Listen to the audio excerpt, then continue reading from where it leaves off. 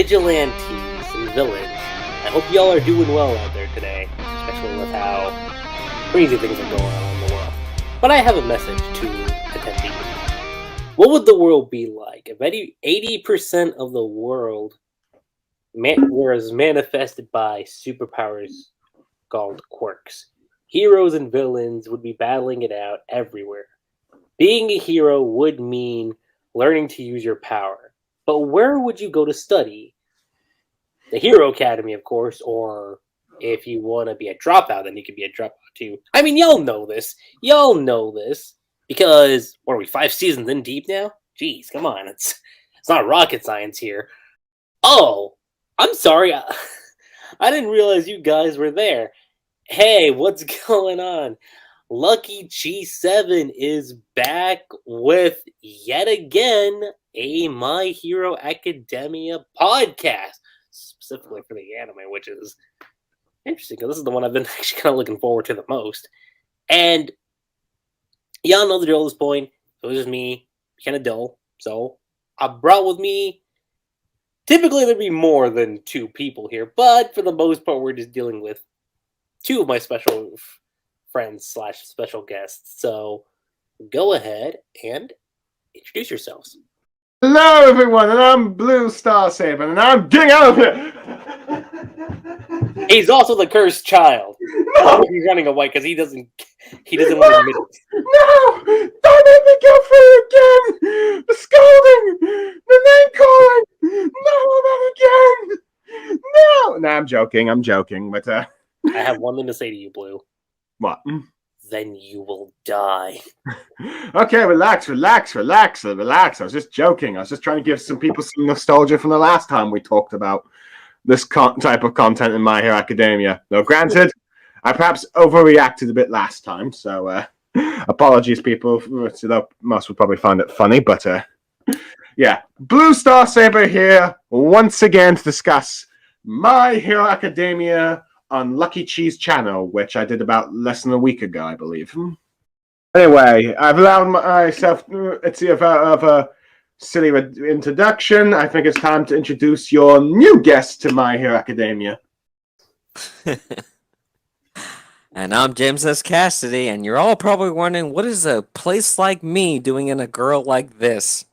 Wait. I see what you did there.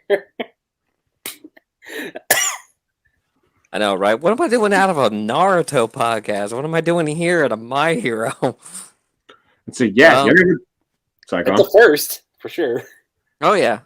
Well, this has been waiting for a long time now, because originally I wasn't going to be a part of this one, but these 2 here convinced me to go into My Hero, and I was not disappointed. Nope, and you've been wanting to join the podcast for a while now. Oh yeah. Especially this one. Mm-hmm. Just to let everybody know, I am still very cynical of this series, but I will give credit where credit is due. And I don't blame him one bit for feeling that way. With good reason, but we'll get into that one. We will. And for anybody that's new to the season podcast for My Hero, specifically for the anime, structure's pretty simple. So we go into initial expectations, essentially coming off from season 4, or whatever season we were on beforehand. Then we go into best episode, worst episode. And if you have multiple episodes, it could be top 3, top 5, whatever y'all want to do. And then best arc, least favorite arc. Y'all probably have an idea as to where I'm going with this one, but I'll let y'all figure it out if y'all don't know. Favorite opening and predictions for season 6. So, with that being said, we're in for a good one, folks. James, I actually want to get your take on this. So what was your initial expectations coming off from season 4 and going into season 5? And before I say anything further, it's an open discussion, so we can free flow it. I think it would be better, since I haven't been on this one since the beginning, that it's better to explain where I came from on this one. Mm-hmm. So you all know that I'm a big One Punch Man fan. Right. So yeah. So go watch my Why One Punch Man is Great video with James. Yeah. So I'm no stranger to superhero mangas or superhero comics for that matter, because I like Superman, and me and Blue Star did one about Superman. So if y'all haven't heard that one, I should just go listen to that one. But I'm going into this one with a lot of doubt, I would say, and these two, they're like, "Oh, you gotta watch it. You gotta watch this series." And it took me a while to really get into it because after the crap show that Naruto was, I was very skeptical about mainstream shonen. And for good reason, because a lot Definitely. of things have been extremely lackluster, and I don't know. It's just I don't trust mangaka in the mainstream shonen right now because they usually follow just weird guidelines, and the editors kind of take control more than the writer does. So I was very skeptical, but as I kept watching and seeing all the episodes, I became interested. And the more the series went, and believe me, the series is not perfect. And I will, if you guys are curious, I'm more than happy to explain why. But for the most part, this series has been very interesting to me. I like the characters.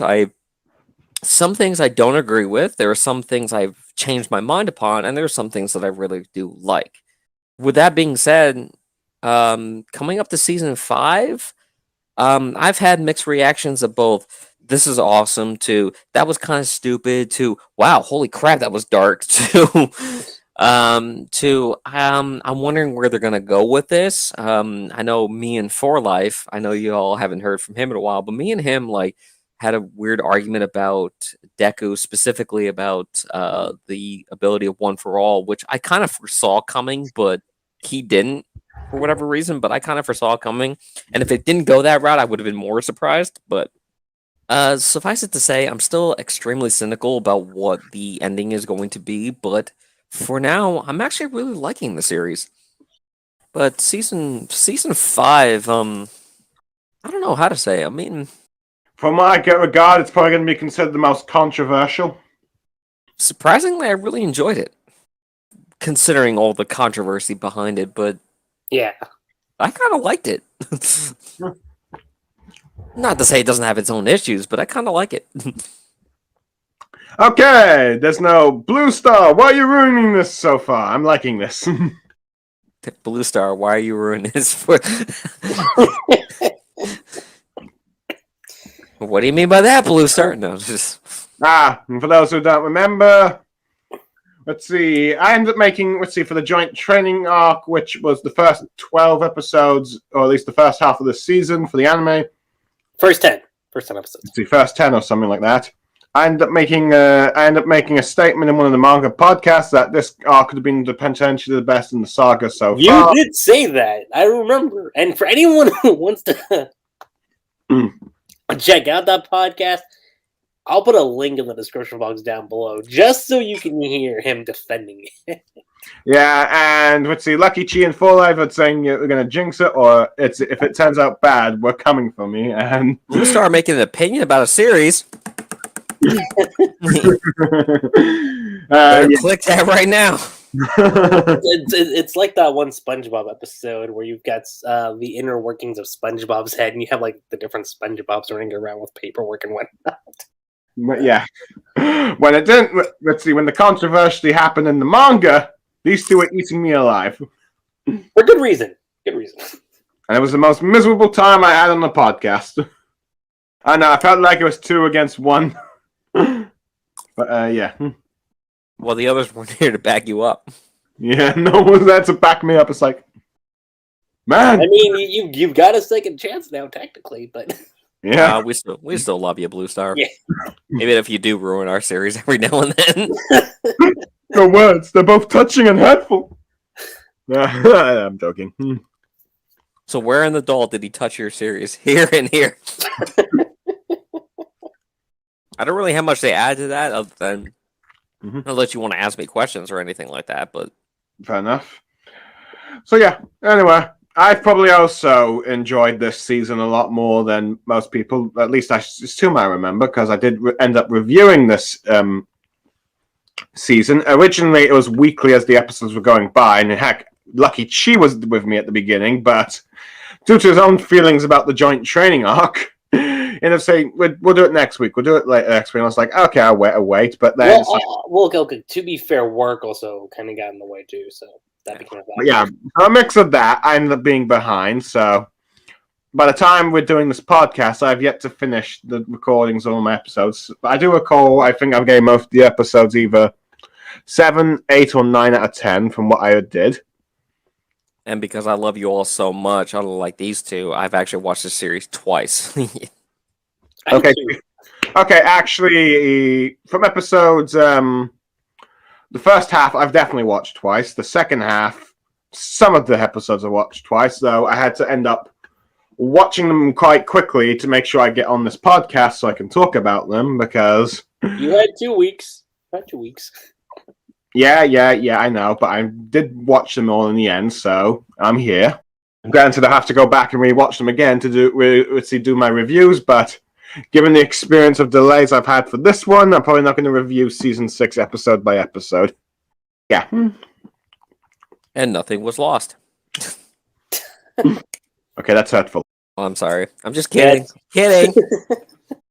So, Lucky Chi, you're going to make your thoughts, or your initial reaction, your, blah, blah, blah, your introduction expectations, I guess? So, it's interesting, because, and I remember I briefly talked about my thoughts during the end of the Season 4 podcast, and I remember saying that I don't necessarily think the next arc, which was essentially the joint training arc, was going to be that favorable, considering with what I knew happened in the manga. And you're expecting a similar reaction to anime watchers did with manga readers.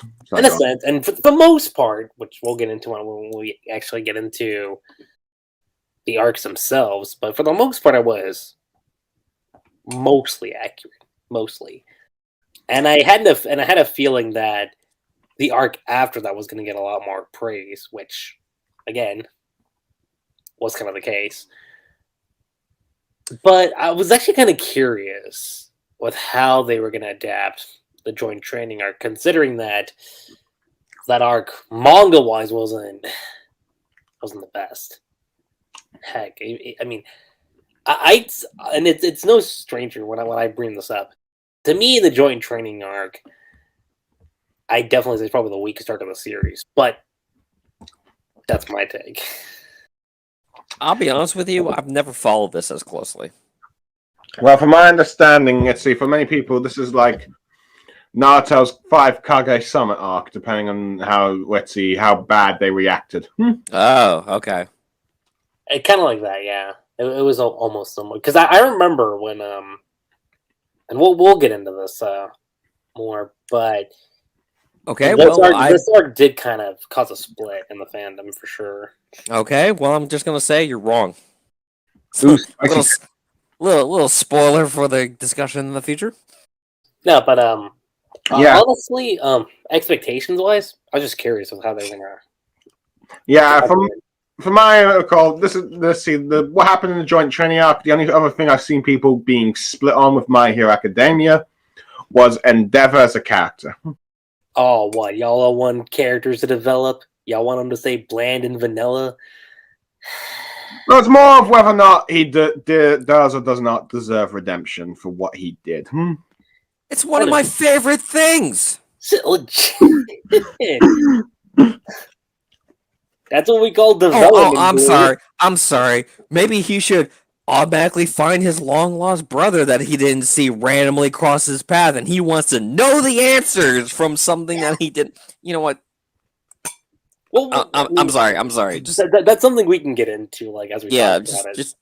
Just when we get to that point, don't hold me back, boys. Don't hold me back, because I got a lot to say about this. Oh, you can go as far as Gigantomachia did at Deka City, so you can take it as far as you want. But yeah, that's honestly what I'd have to say for my expectations. I was just super curious with how they were gonna adapt, given all the stuff that happened with the backlash. At least for that arc in particular. I figured if they paced it really well, they might be able to, die down some of the backlash with the revelation, though. Because I think one of the biggest issues that the manga arc had is due to the fact that some of the fights took a bit long. Some people, and not to mention some of the chapters were also short and all that stuff, and not to mention I think he had a new editor and moving house. Pacing issues with these fights, some people had, so if they could make the pacing of these fights much better, I'd figured at the very least the fights themselves might be considered better, though. The contents of like the revelation about One for all. one. One for all. Sorry. Yeah, you're gonna have to catch me up on these ones. Here's the thing. I think the anime had a little bit more leeway just because season 4 did end with the tease that something was going on with the quirk. So yeah. That was something that was like, okay, so something's happening. We don't know what it is. So not to mention a little bit of a heads up that season 4, managed to solve the pacing issues you had with the internship arc. So it's like they did. So that act. Well, granted, I was expecting. The only thing I was curious about is whether or not they would both do the My Villain Academia arc or Meta Liberation Army arc, if you will, or the Endeavor Agency arc at the same time, or would they do? Or would they have them as like season? Let's see how many episodes they would do that for those arc, or would they put like the Endeavor Agency arc for next season or something? And who called it? I did. I said, look, first 8 or 10 episodes, join training. Now, I didn't get the order right specifically for the other two, but I was accurate on which arcs we were going to get this season, so. Yeah, in many ways, what surprised me, because I figured the second half was going to be well received, but from what I can tell, the second half ended up being as controversial as the first. In some way. I wouldn't even say it was as controversial as it was, because generally, and we'll get more into this when we talk about the arcs, but the feedback was more so on placement than anything. But in defense of the placement, I got the studio's decision on that because they wanted to tie it into like their upcoming movie. Which I was like, okay, that makes sense. That got me one comment from someone saying that another anime studio ruining a Britzy series due to a movie. Let's see, but yeah. I still haven't even seen. I mean, it's not like it's even out yet, but yeah. I think you know what series I'm referring to and what movie. Yeah, but I was just going to say, we'll see how World Heroes Mission is when it comes out, and if the placement of order was actually worth it in the end. But that's a whole nother topic for another day. But since we're on the topic of technically episodes, let's get into the best episode of the season. And if it's more than one episode, we can even go say top 3, top 5. So James, go ahead and tell us what your favorite episode is, and if you have have more than one, whether it's 3 or 5, you can give that too. Afraid you have me at a disadvantage on this one because, well, I haven't been following the My Hero fandom as closely as you guys have, so I'm kind of going at this with again, I openly admit heavy criticism, open cynicism, and just first timer without following the fandom at all. So this could be an interesting perspective. It could also be a different perspective, but there's 2 episodes that I really did enjoy. In this season? Yes. Okay. The first episode was the just help me out with this one because I'm only going to vaguely describe these ones. First time when they're doing the Class A versus Class B thing. Yeah. And it was when Deku's team was fighting, when it was Deku's team. Shinso and Mama, I think. Exactly. Monoma? Yeah. Yeah. Exactly, that one. I really enjoyed that one. I also enjoyed the episode where they first started with Endeavor. I'm guessing a lot of people didn't see what I see, so I'm going to go by that assumption. But there was a lot of interesting stuff in there that I noticed that I was like, "Ooh, this is getting good." Okay. I couldn't. I found myself watching the episode and saying, "I can't wait for more." I'm like, "What's going to happen?" Which is very rare with Yeah. modern shonen. Like, I haven't been this excited for a shonen since, well, the pain arc of Naruto. So it's kind of been eh. Does One Um, Punch Man count as a shonen or? it's actually ascending. Okay. I can see Um, that. Yeah. Go even ahead. even though it's under the Shonen Jump brand, it's one of those weird ones. Fair enough. Yeah, can you the random tangent? Can you believe Attack on Titan is shonen, but One Punch Man is not? I honestly, after the last volume, I kind of get the shonen aspect to it, but I'm surprised for like 33 volumes that it maintained that shonen title to it. Yeah, Like, yeah, Attack on Titan is the same category as My Hero Academia. Just put that in perspective right now.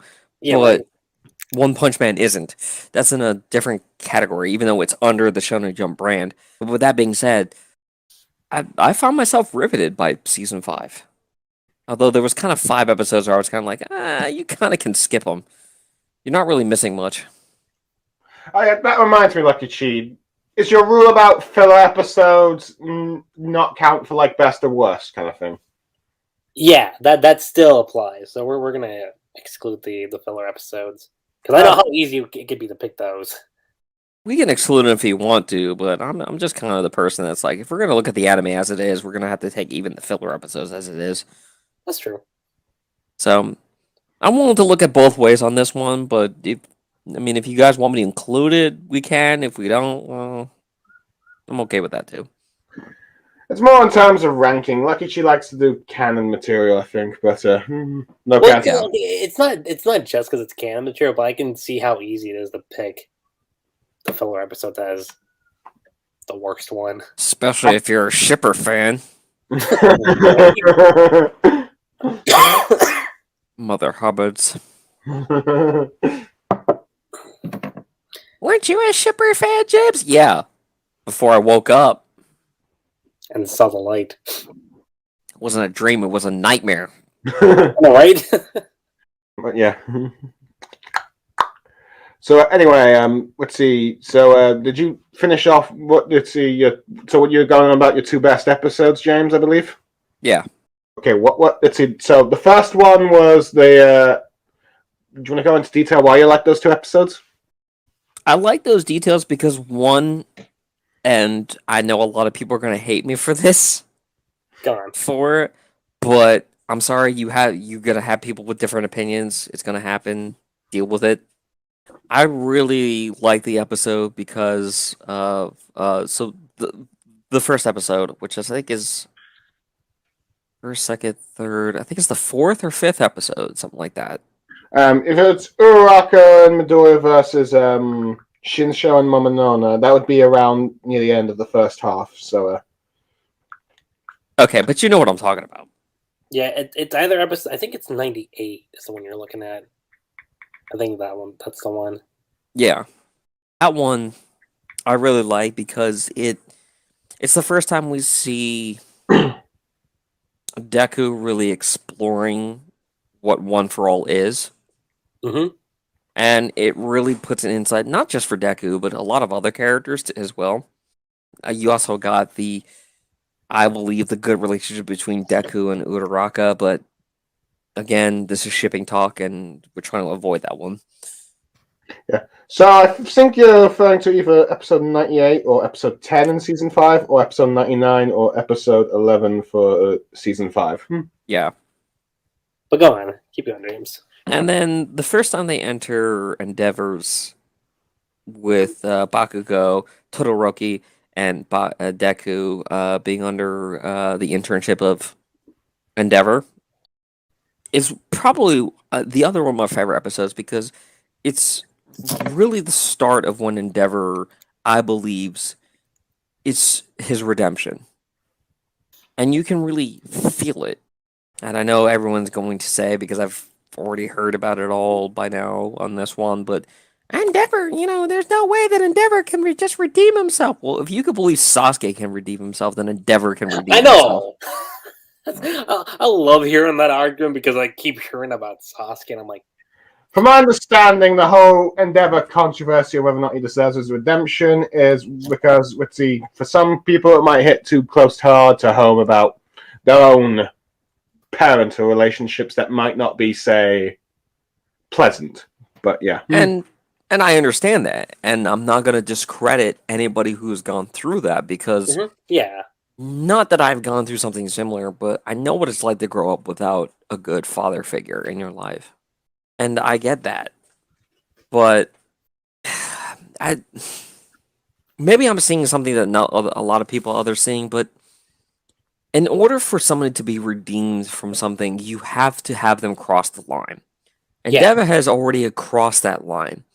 And just seeing him becoming aware of who he is, what he has done, and everything he is, and especially since he's not trying to, like, forgive what he's done in the past. He's not trying to, like, oh, well, you should just forget everything I did in the past. No, he's more like, yeah, I was an asshole back then, and I get that now. Here's the thing: he's been questioning about that since the second half of season 3, so it's been an ongoing thing with them. Yeah, and just seeing Endeavor, his character, go through that, and in a way, I can understand somebody who has done some horrible stuff in their past, but no matter what they do, there's no way to redeem from it completely.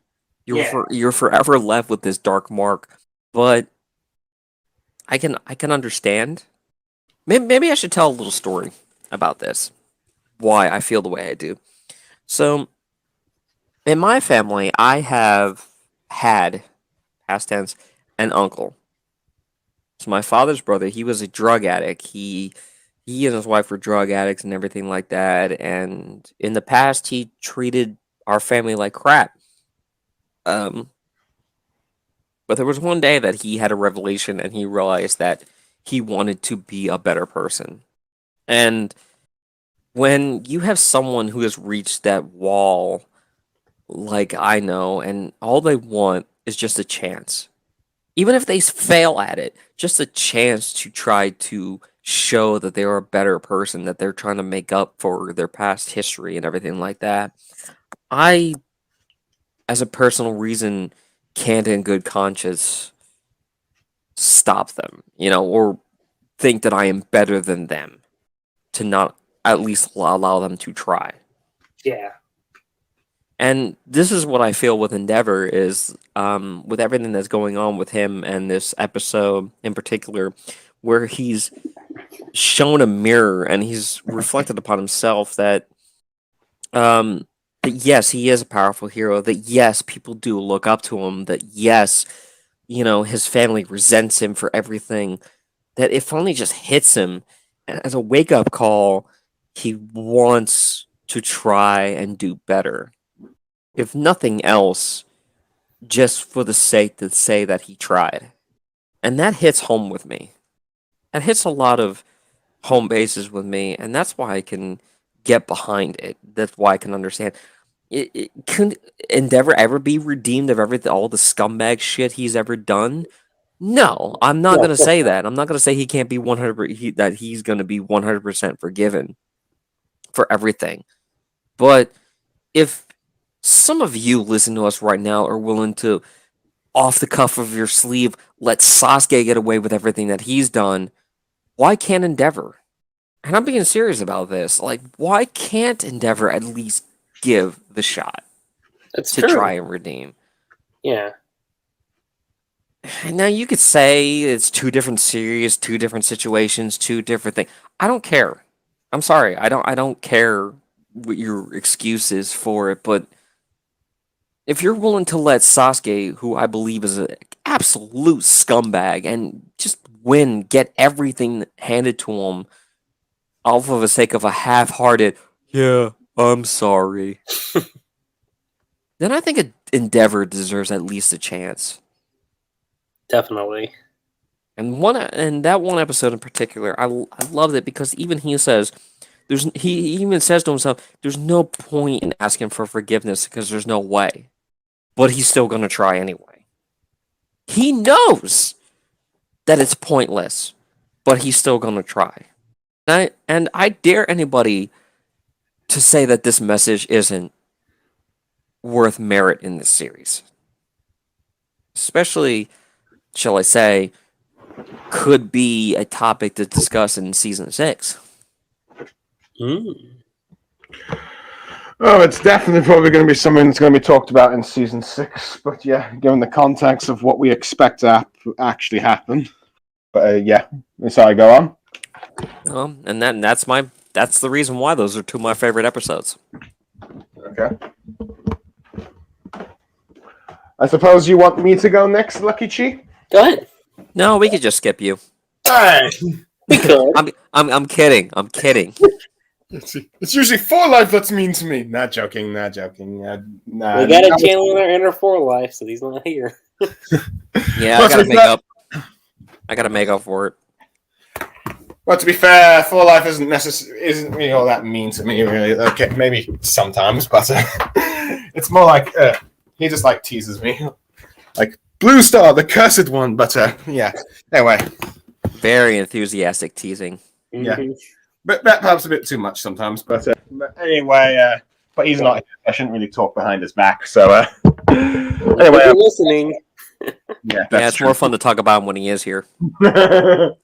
True, but anyway, for season 5 best episodes, well, due to the fact that I've already ended up reviewing most of the series, and I can't, let's see, my biggest problem is I can't remember what I said about each episode, so I'm worried I'm going to probably contradict myself if you go through my streaming episodes and all that stuff, but I can't, but I have 3 episodes in mind, 1 for each arc that was, animated. Mm-hmm. As for the 2, but before that, I'll just say for the 2 filler episodes, okay, surprisingly for the first one, it wasn't that much of a clip show that I thought it was going to be. It actually had some interesting stuff, such as having Class 1A versus the Big 3, my Big 3 in a sense, but yeah. And the second one was a sequel to the filler internship that Suyu had with that Aqua hero back in season 2, and a tie-in to the movie, but this time with Uraraka tagging along. Let's see, which ended up being a slightly beach episode, but yeah, I don't know. Every anime has to have a beach episode at some point, but yeah. And a Christmas episode. Yeah. Okay, granted, I don't think Naruto ever had a beach episode. Okay, granted, the third Naruto movie had a beach scenes and post-credit scenes, but yeah. But anyway. We did get that one with Naruto where they're on the beach and Naruto was trying to break open those watermelons. Oh yeah. And apparently, I've seen, Sasusaku fans use that as Sakura being abusive to Naruto. Let's see, but yeah, because he tries to hit Sasuke, but he's like, nah! And all that stuff. But it's like, it's non-canon, but never mind. But we're not to get into that, but yeah. But canon attempted murder is true love. But anyway, but yeah. I thought they were like, for the Uraraka and Suyu episode, I think it was a good way of since the second half, the 2 arcs did not really feature Uraraka or Suyu, so this was a nice way of getting, fans of those characters to see them for the second half of the season and see what they're doing while Midoriya, Shoto, and Bakugo were doing their internship with Endeavor. So you got to see something of the other internships and all that stuff, like you did with season 2 and all that stuff. But yeah, granted, I don't know if it's an all that Stella episode, but it did give us some earlier insights to Uraraka's new look and all that stuff, and some interactions and the characters that we haven't seen in a while and all that stuff. So there's that. And I'm not sure how much it ties into the movie because we have to wait until see the movie come out. But there we go. Anyway, we got until the end of the month, so that is one. Yeah, I have to try and see if it's in one of my UK cinemas. It's near me because I know Demon Slayer was, and I went to see that. It was interesting. Though granted, it was in sub, but still, it was interesting seeing a movie with subtitles for the first time ever. But yeah. Anyway, let's see. Onto the actual season. Well, I'm going to try and do one episode for each arc, I believe I said. So, for the first one, I think I'm going to do, I believe is possibly match 3 conclusion, or episode 96 or episode 8 of season 5, in which the conclusion of like the third round where Ida and Shoto versus Tetsu and the Mud Hero, and the Mud Hero from Class B. And it's mostly due to the fact that animation, it's mostly due to the animation, particularly with Ida and all that stuff, and I really liked it because I think one thing that I'm not sure if you, let's see, Lucky Cheese probably noticed because I've talked it with him, but I'm not sure if James has noticed, but Ida, one of the main characters, let's see, or main students, if you will, for My Hero Academia, for the second saga, the Rise of the Villain saga, for the most part, appears to have been a bit absent from, like, or did not get, like, major roles in it like he did with, like, the first saga, where you have Ida introducing himself to Midoriya, the Stain arc, let's see, the school summer arc and the hideout raid arc and all that stuff.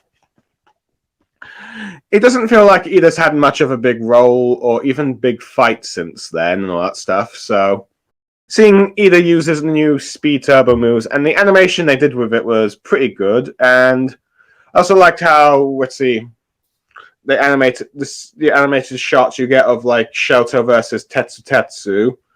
And it's tying more into like the upcoming like let's see, Shoto and Endeavor relationship, because some of the episodes from the Hero 8, let's see, the Hero Pro Hero arc were at the beginning of the season where you had that, let's see, family dinner with the Todoroki families, which probably builds up to what happens here later on for like the second half of season 5. So yeah, just for like an animation standpoint, I quite enjoyed this episode and all that stuff. And I don't know, it's nice seeing Ida get a bit of spotlight again after so long, I think. But yeah.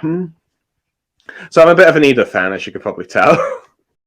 And for like the Endeavor Agency arc, I think it was like episode 18, The Unforgiven, or episode 106, which ended the last episode for like that arc, in which you see, let's see, our trio of like Midoriya, Bakugo, and Shoto finally, let's see, best endeavor to like saving someone, and it ended up being like Endeavor's own son and all that stuff, and Shoto's older brother.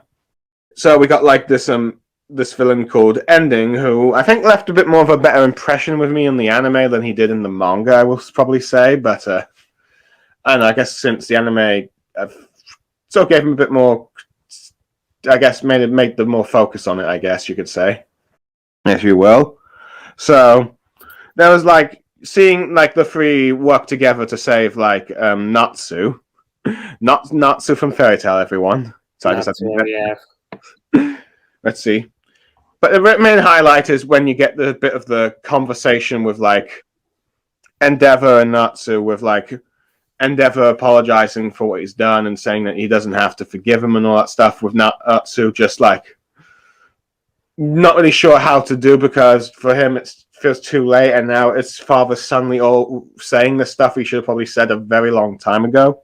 See, and this was sort of build up from the previous episode where you had like Midoriya saying, "You're a kind person, Shoto. I think you're getting ready to forgive Endeavor, Evan, and all that stuff." Where you had both of them, listing in and all that stuff. And even have Natsu even saying how he's not kind like Shoto and all that stuff. So there's that. And so yeah, and the conclusion is a rather bittersweet, where Endeavor feels like that the best thing he can do for his family right now is give them a place to live together without him and all that stuff, which is rather a bit tragic, as he probably realizes that they can only be happy. He thinks that they can only be truly happy without him. Whether or not that is true or not, we have to wait and see the conclusion, but of My Hero probably. But in many ways, it kind of goes to show, because me and Lucky Chi discussed this on the Endeavor Agency arc podcast when it was just the two of us, because the others couldn't make it and all that stuff. And I said to him then that Endeavor was like the most controversial character, but he was also part of My Hero Academia due to like what he did to Shota and his family and that stuff, and how some people might be personally feel about that stuff. But yeah, but at the same time, I said for the Rise of the Villain saga, he was probably the most interesting character to follow and all that stuff. He really was. Just trying to see him. Let's see. Try to become after his talk with All Might and realizing that now that he's the number one hero, what it means to be the symbol of peace, and looking where he goes wrong. And well, I can't really say how it all concludes at the end of the saga because that will probably be this saga because season 6. But let's just say there are definitely some revelations which this episode also builds to tease up. I think because I think this is also the episode that. Either that or the episode before, which you get the first look at what Endeavor's first son was, Toya, and all that stuff. So there's also that, which is there was a lot of theories regarding that, but yeah, that'll be spoilers for probably season 6 and the manga, so I'm not going to go there. But yeah, so that was like my favorite episode and the best episode in the Endeavor agency arc, and for the My Villain Academia, or let's see, Liberation Army arc. I think it's the episode 23 or episode 111, the Tenko Shimura origin one, in which you see the origins of Shigaraki, you see his family life, what it was, and all that stuff. Let's see, because he's the grandson of Namura Shimura, All Might's master, and the previous user before him. And you learn that he gave up a child after her husband was killed, and because she was afraid that the villain All for One was going to come after him. We kind of see how that has negatively affected him as he felt abandoned, and how he ends up treating his own son as a result of it, who, to our surprise, probably everyone's surprise, initially wanted to be a hero, given how much we know he hates heroes, particularly All Might. I think even it said he was asked to play All Might in a school playground thing for that. So it's amazing how much All Might has influenced so many people, including the villains.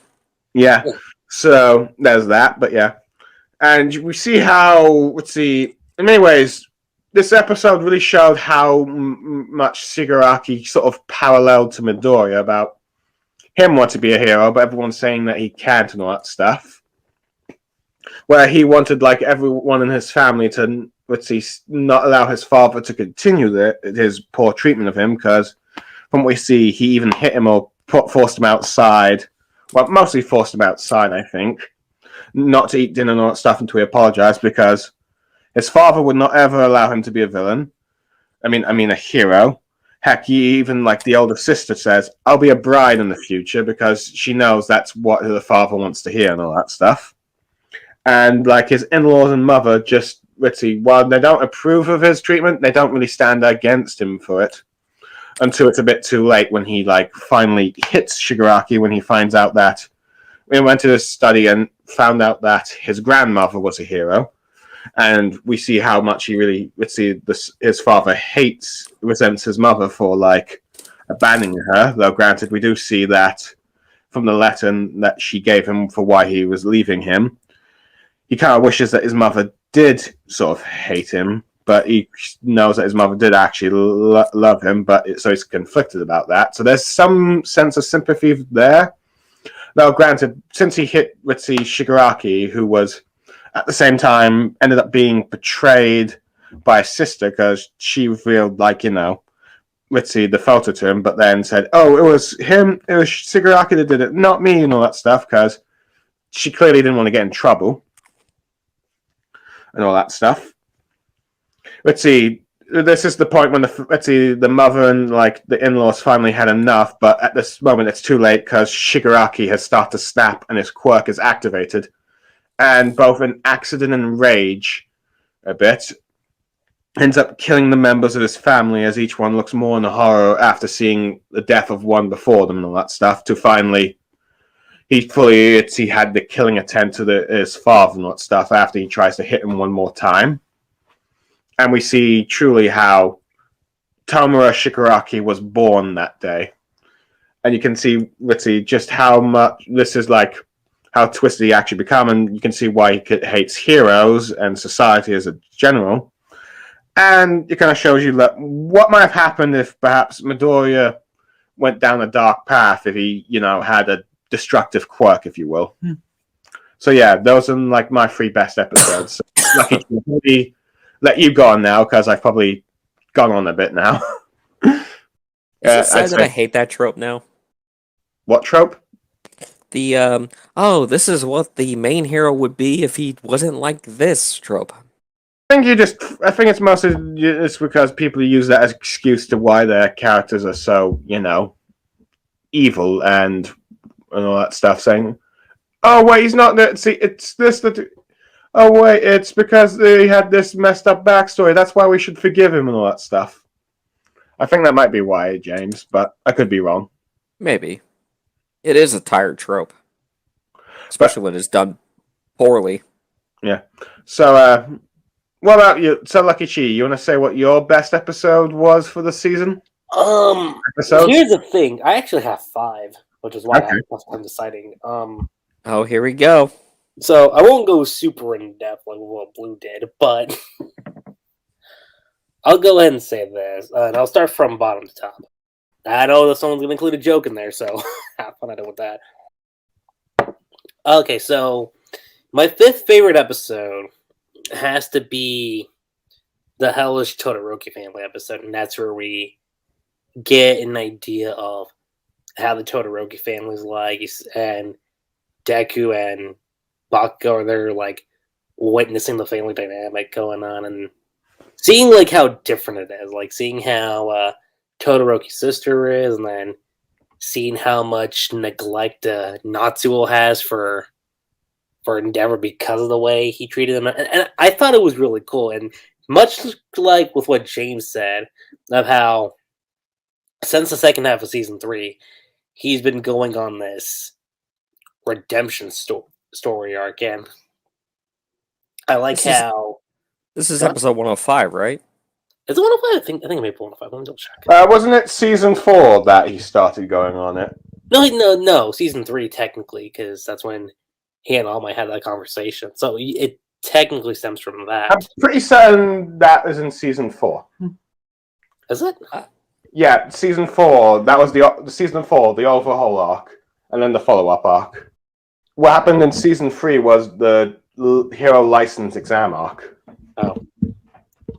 Well, you know what I meant. Well, episode 105 is the Hellish Todoroki family? Yeah, that's the one. Yeah. That's the one where all 3 of them go to the Todoroki family and have dinner and stuff like that, and they see the dynamic. Yeah, that one. Okay. That one was really good to me. And I liked how the episode ended with Endeavor saying how he wished Toya was there when, he's not there. Which obviously, based on the Shrine of Memorial, was like, okay, so he's quote-unquote dead. But I thought that was a pretty good episode. And the 4th one is something I'm a little surprised a lot of people picked, but it's more of a hero than anyone. And that's the one that focused on Aizawa, President Mike, and Kurogiri. That episode, and again, I won't go so much into specific detail, but that's the episode where we find out that Kurogiri is actually President Mike and Aizawa's old classmate. But the reason why I also picked that is because it's one of the rarest occasions where we see Aizawa break down. And I had to think back on that. I was like, hold on. I don't think we've ever seen him in that state before. We've seen him feel like a bit of sympathy for like the classmates, but I don't think we've ever seen him break down. And no, we've never seen him cry and all that stuff. In fact, one thing I was going to say, I don't think I was expecting this episode to be in Season 6, not Season 5. But go on. No, but like I really like that because, again, like we've known for a while, Aizawa was not like super strict and whatnot, but if you're able to make someone break down as much as Aizawa, then you did something great in the story.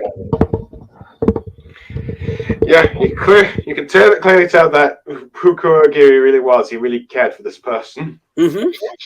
And ultimately, the main purpose of their conversation was to figure out where their base of operations was at, which we technically get that does set up for season 6.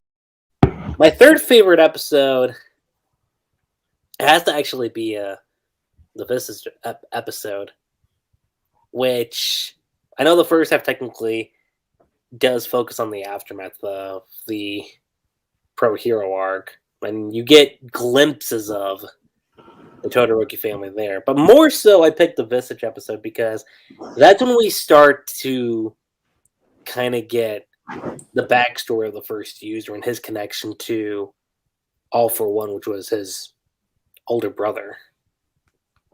Oh yeah, that was a good episode. Mm-hmm. And at first, when I saw it, I was like, "Oh my god! Don't tell me this is like the Sage of Six Paths, little whole skedaddle with the two sons." But then I thought about it, and I was like, "Okay, it's not technically the same thing because, well, technically we don't. The only thing we know is that the quirks originally came from China. At least the first person that had a quirk did, and that's all we got." So I thought it was interesting how between the two brothers you get like different perspectives on the matter. How both of their ideologies did kind of stem from a comic book, where All for One stopped at volume 3, and the younger brother read up to the whole thing where it's kind of like that classic superhero tale where like the hero succeeds in the end and the villain falls. And to All for One, it was the opposite. It was a matter of like, no, it's the path of the villain that kind of drew his attention. So I like the different ideology complexes that were going on between the two brothers, and I thought that really stood out. And also just having Deku witness that firsthand, Yeah, was great. I do have a lot to say about this one, but No, I don't know if this would be appropriate time for it. you can say it. We know in particular shonen that we always see these villains that we want to sympathize with. Naruto did this a lot, where you try to sympathize with a lot of heroes. This is the one time where you sort of can understand where All for One's coming from, because especially the part where he had the two people where the one guy, he just wanted to be with his family, but because of his quirk he became what they all thought was a hideous monster. Yeah. And then there was this other guy who, he was helpless and he was mugged essentially, and there was nothing he could do, even though even if he had like his taser and everything like that, but there was nothing he could do to stop it. Was worthless. So what he did was he took the powers from the one guy who was suffering and gave it to the other guy to give him power. And it's a very interesting, because in a way he's right. I mean, you're taking something away from people who are suffering. I mean, how many people with quirks who didn't ask for this or have useless quirks? I mean, Deku and all these other people like Bakugo, like, and I would not be surprised if this was later, influenced down the road. But could you imagine like Bakugo, like, oh look how privileged you are. You have a quirk that doesn't have anything noticeable, that doesn't change your body in a grotesque way, and there's these other people that have quirks that change them in a grotesque way. Some of them even useless. And the fact that All for One has the ability to take that away to make them, and I'm going to use air quotes, normal, Mm-hmm. so that they can live a normal, peaceful existence, and he can give that same quirk to somebody else who is weak and wants power to be able to do what he wants to do. I mean, there's a lot of sense in that. There is. And anyway, if he stuck to just doing that, it might even say his intentions are noble. But as his brother points out in this sort of flashback thing, is that you only want to control these people, bend them to your will, and all that stuff, and that's where he crosses the line. Well, exactly, and he develops this god complex essentially, like he's the one above all kind of thing. Kind of like a Light from Death Note, if you will. Kind Exactly. of. That's similar, but yeah. to go back to Superman on this one, because it's like it reminds me of Man of Steel when Zod was like, "Oh, we need a reform because these government officials don't know what they're doing, and we need to make something to decide who are the best people to make the best decisions for our society." And then Yeah. you have Jor-El tell him, "Well, who's going to make those decisions? You?"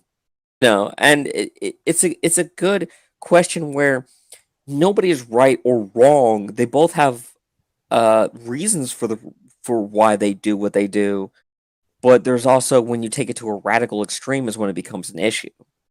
And that's what fascinated me the most is that All for One is a bad guy. He is a bad guy. But just like the saying goes, the road to hell is paved with good intentions. He originally started with the idea of good intentions. And it's noble to want to give people a normal life that wanted one, and for other people to have powers if they wanted it. And the fact that he has the ability to do this, yeah, I could see how somebody could have a god complex because of it. You're literally controlling people's powers. And honestly, I don't think there's any other way you could describe it than just that. So yeah. So anyway, do you want to get back to what other episodes you liked, Lucky Tree? I believe you have 3 more to tell. 2 more, actually. Technically, I don't really have to go a lot into the verses since you kind of already described it. So I'll just say my 1 and 2, and they're kind of interchangeable, but it's essentially Tomura's flashback, the 2 episodes. I actually really like that because, and it's something. It's sort of similar to what James said, not in the sense of okay, did Tenko have good intentions?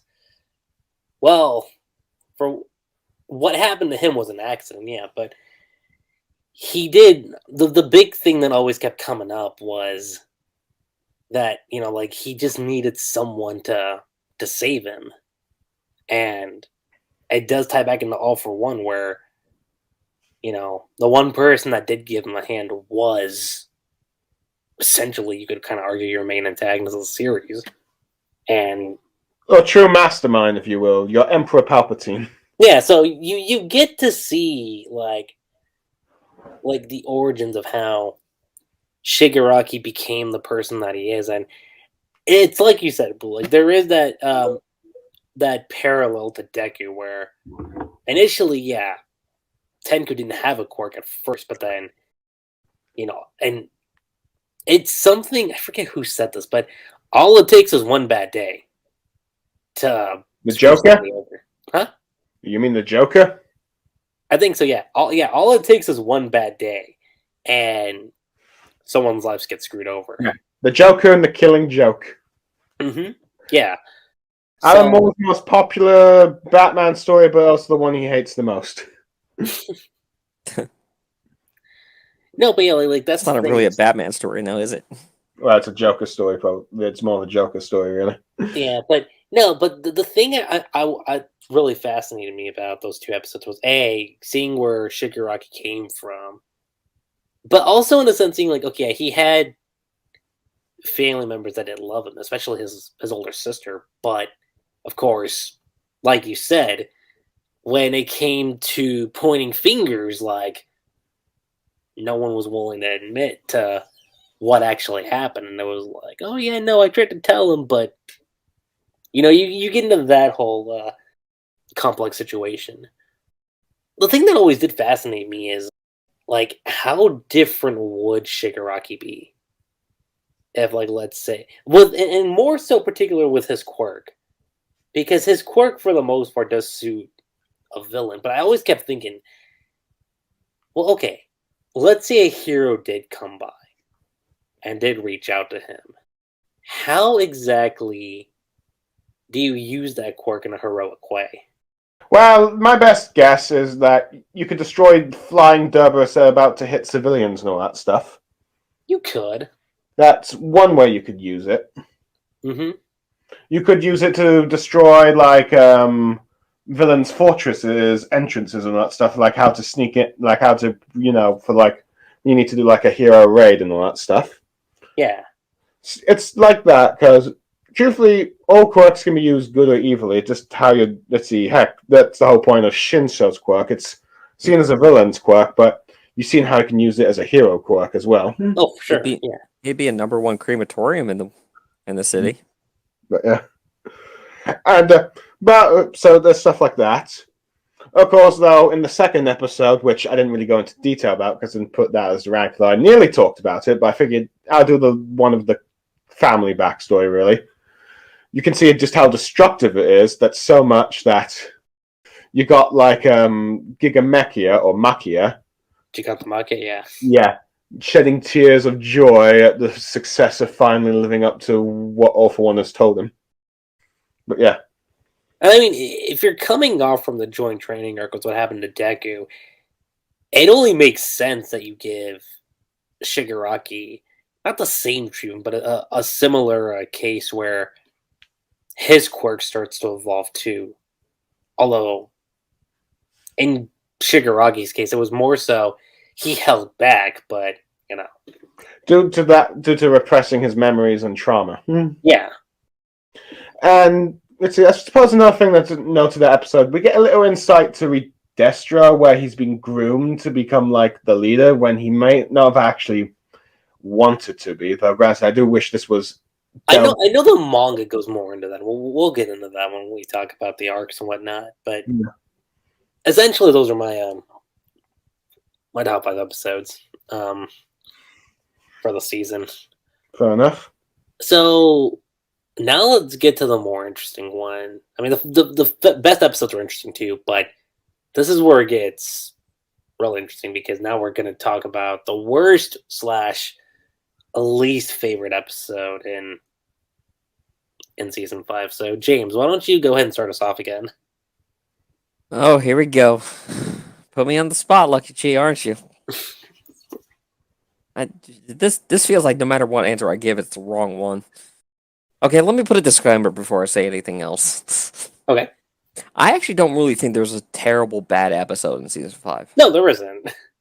I don't think it's a bad episode either. And when I say worst episode, I'm going to say the episodes that made me the most bored. That's fair. Because I was just like, I've seen this, click. I've seen this, click. I've seen this, click, you know? And, God, this is going to be so bad. I mean, if I had to be real about it, it's probably episode 90, 91, 92, and 93.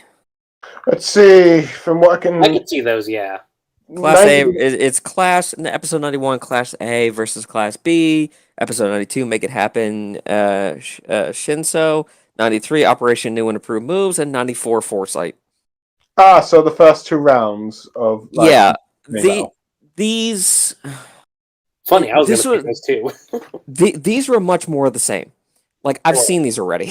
Yeah. I've seen these in season 2. I've seen them in season 3. I've seen them in season 4. I've seen them in season 5. You know, it's just kind of... It's like, okay, we're going to have another class versus class fight. Okay, didn't we already have this? It's basically another tournament arc, but it's a weaker version of the tournament arc because they're like, okay, well, now everyone's going to show off their new moves and what they've learned and how they've grown, which is great for the individual characters.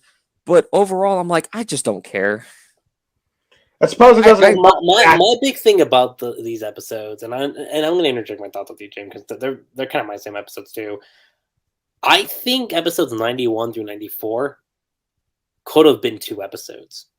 I think. Yeah, I think you could have like smashed them together to be 2 episodes. Mm-hmm. I really do, and to me, it was just. The second time I was watching through all these, I actually skipped those episodes and I didn't miss a thing. Yeah. I don't feel like I missed anything. I feel like yeah, okay, that's pretty cool. I can go back and rewatch it if I want to know more about these other characters. But unless it involves Deku, and I hate to be like that, unless it really involves Deku, it really wasn't important to me. Yeah, and like Deku stuff didn't really happen until like technically the last 2, 3. Yeah.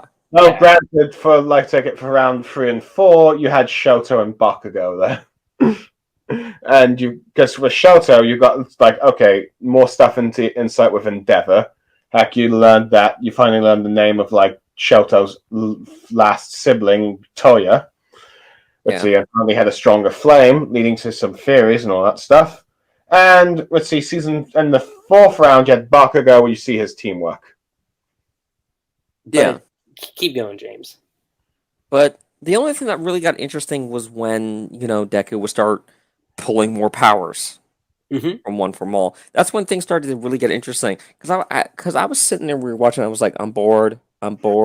Like we were just getting to that point of the story, and I was like, we're just going through these just because it's supposed to be there.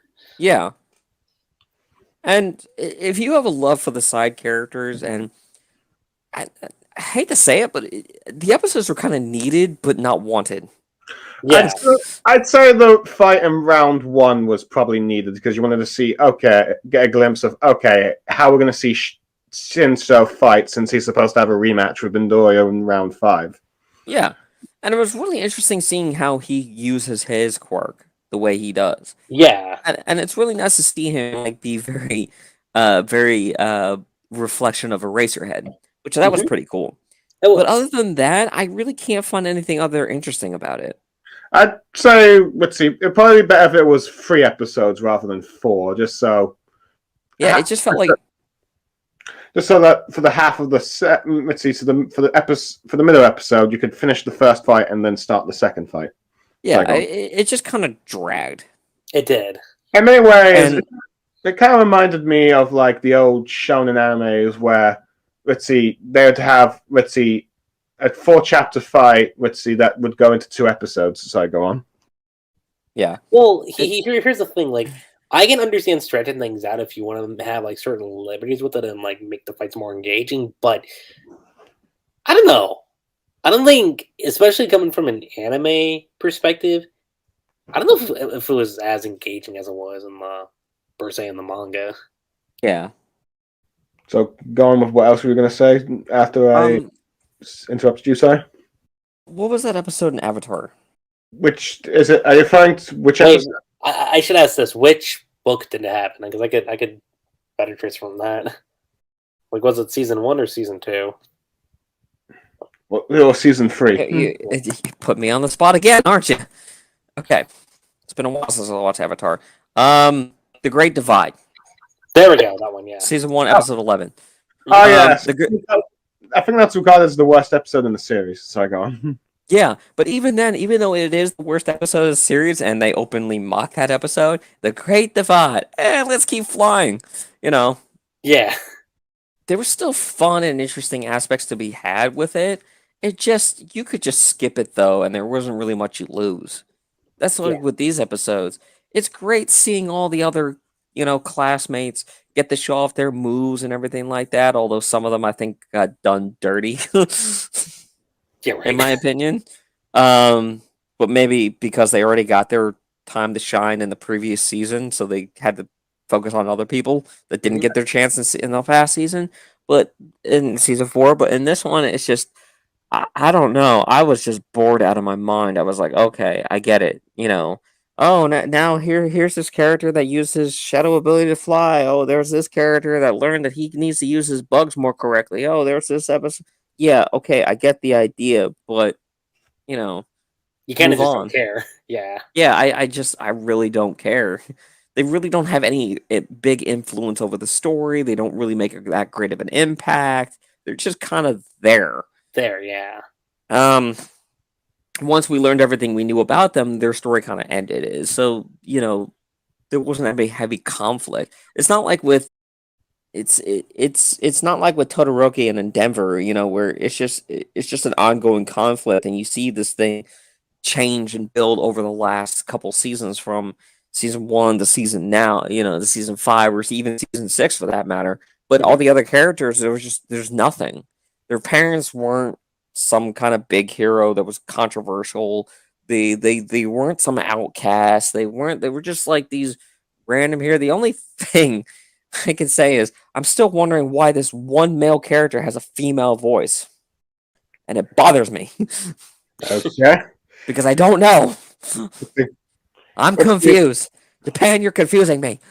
In terms of the students from Class B, the only one that really, let's see, people pay attention to from the first 2 fights, I think, was Kendo, or the one that has that can grow her arms big and all that stuff. The one that the Class B representative, the one that always knocks Momomo when there's Kendo and Shio Sasaki was kind of cool. She's the one that could use the vine and whatnot.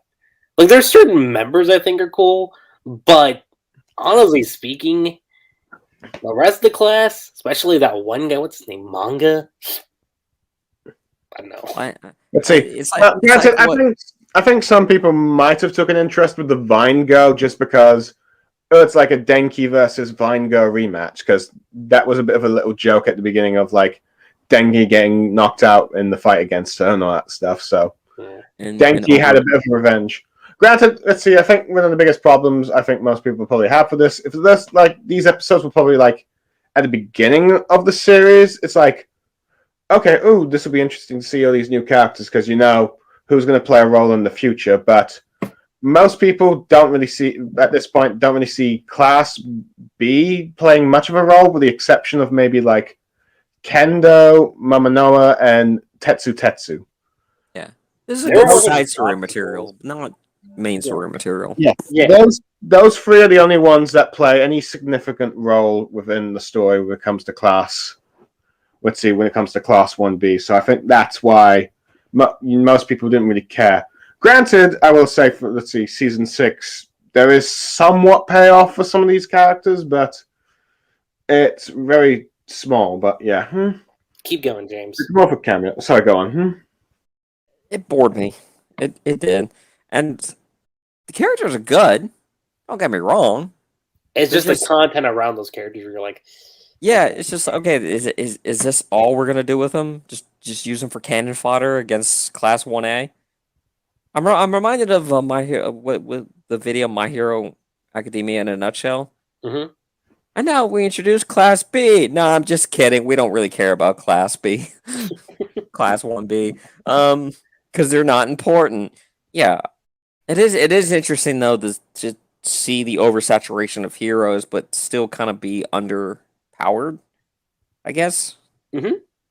It doesn't seem somehow even though there are so many heroes competing and trying to get the top spots and trying so hard to do all this good stuff, the villains are just taking the piss out of it.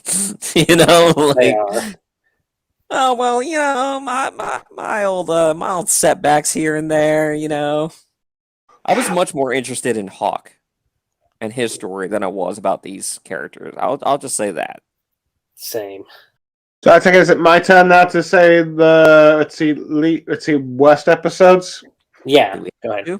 Well, this will probably be a bit hard for me because I think I ended up giving those episodes that James described 7 or 8 out of 10 for when I reviewed them.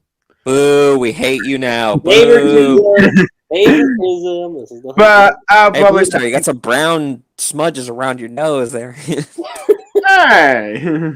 But I suppose for the first half, I definitely probably. Let's see. I'm not sure if this contradicts what I've reviewed, but they probably are definitely the weakest episodes, particularly round 2. That one felt the most pointless, even though it's the only one that Class 1B actually wins and all that stuff. Though they do somehow end up looking like they lose. It felt like they lost, but yeah. Because I guess Koei could never really have Class 1A fully lose a fight against Class B, I guess. Well, I mean, here's the thing. You had 1 win and you had 1 draw, which I think kind of balanced it out. Kind of. I got that at episode 2. I got to that episode where it was Class A won with 2 wins, 1 loss, and 1 draw, and I was like, I didn't miss a damn thing. Yeah, no, right? So it's yeah. Anyway, I suppose let's see. There's the fact that you did have 2 wins for Class A and 1 loss and 1 win for Class B and then 1 draw kind of negates the idea 1 overall winner and all that stuff. But yeah. So I guess that kind of helps and all that stuff. But for the second half of Season 5, I think I got more clear because I haven't really fully reviewed all these episodes yet about which ones I kind of dislike the least in those ones, if you will. I don't think there's any truly bad, but let's see, there are some episodes I did kind of have some issues with. But to so far, I'd say none of the Endeavor Agency arc episodes I consider like worse. I think they're all pretty good for that one. For me, it's to do with the Meta Liberation Army arc or the My Villain Academia. And I think it's, for me, the sort of first episode for that one. Let's see, My Villain Academia transcription, or episode 20 or episode 108, where you finally get back to like the flashback of this is what happened about a month or two ago to explain what happened to Shigaraki and that stuff. Since like were you hoping that we actually kind of got back to where it started? Because I get where you're coming from. Because even I was gonna I wish they showed the stuff that was in the manga, because I was that was pretty cool. Yeah, and I know we kind of just jumped around. So I was like, so yeah, particularly you're seeing the villain, League of Villains scrambling around trying to find some like cash resources and all that stuff. And in many ways, I kind of wish because this helped like a particular character that's been not the most developed in the League of Villains, Spinner, as you get his insights and all that stuff, and we end up learning about this group, and maybe for the first time ever, some implications about quirks, which James kind of brought up a bit about in like his talk about One for All and his brother and all that stuff, where we learned that there used to be a group of racists, or like, if you will, for like particular quirk users, the ones that had more animal or non-human features, and people discriminated against anyone that did not look human, if you will. So people like Spinner, and so it's like that, and and you also see him sort of like starting to question Shigaraki. Okay, what do you want to do? Because he joined because he thought they'd carry out Stain's will. And from what you could probably also tell, the reason why he did this was because of like why he probably got attached to Stain and ideology and all that stuff, is because, well, he got discriminated by people for his appearance. So, and Stain has a sort of ideology where everyone must be like this, should really call themselves heroes and all that stuff. So you can see why that might have appealed to him in some ways. Which like but he's like getting frustrated with Shigaraki. He's like, what you actually plan on doing and all that stuff. And I also feel like the introduction of Gigamakia to the League of Villains was also kind of ruined a bit, because he arrives just before Shigaraki does the answer and all that stuff. And Shigaraki thinks at first, you're going to be like, my new follower and all that stuff. But Gigamakia actually fights Shigaraki first. And you can tell that in the manga, they fought for a while before he goes like, Master, I want to follow what you say, but your successor's too weak for me, kind of thing. Instead, he immediately jumps to saying like, you're too weak, before actually fighting Shigaraki, because you could tell that they were in a bit of a panic first. Because they were a bit of a panic first, and because like, but when the doctor with like, All for One's like doctor teleported them out of there, so there's that.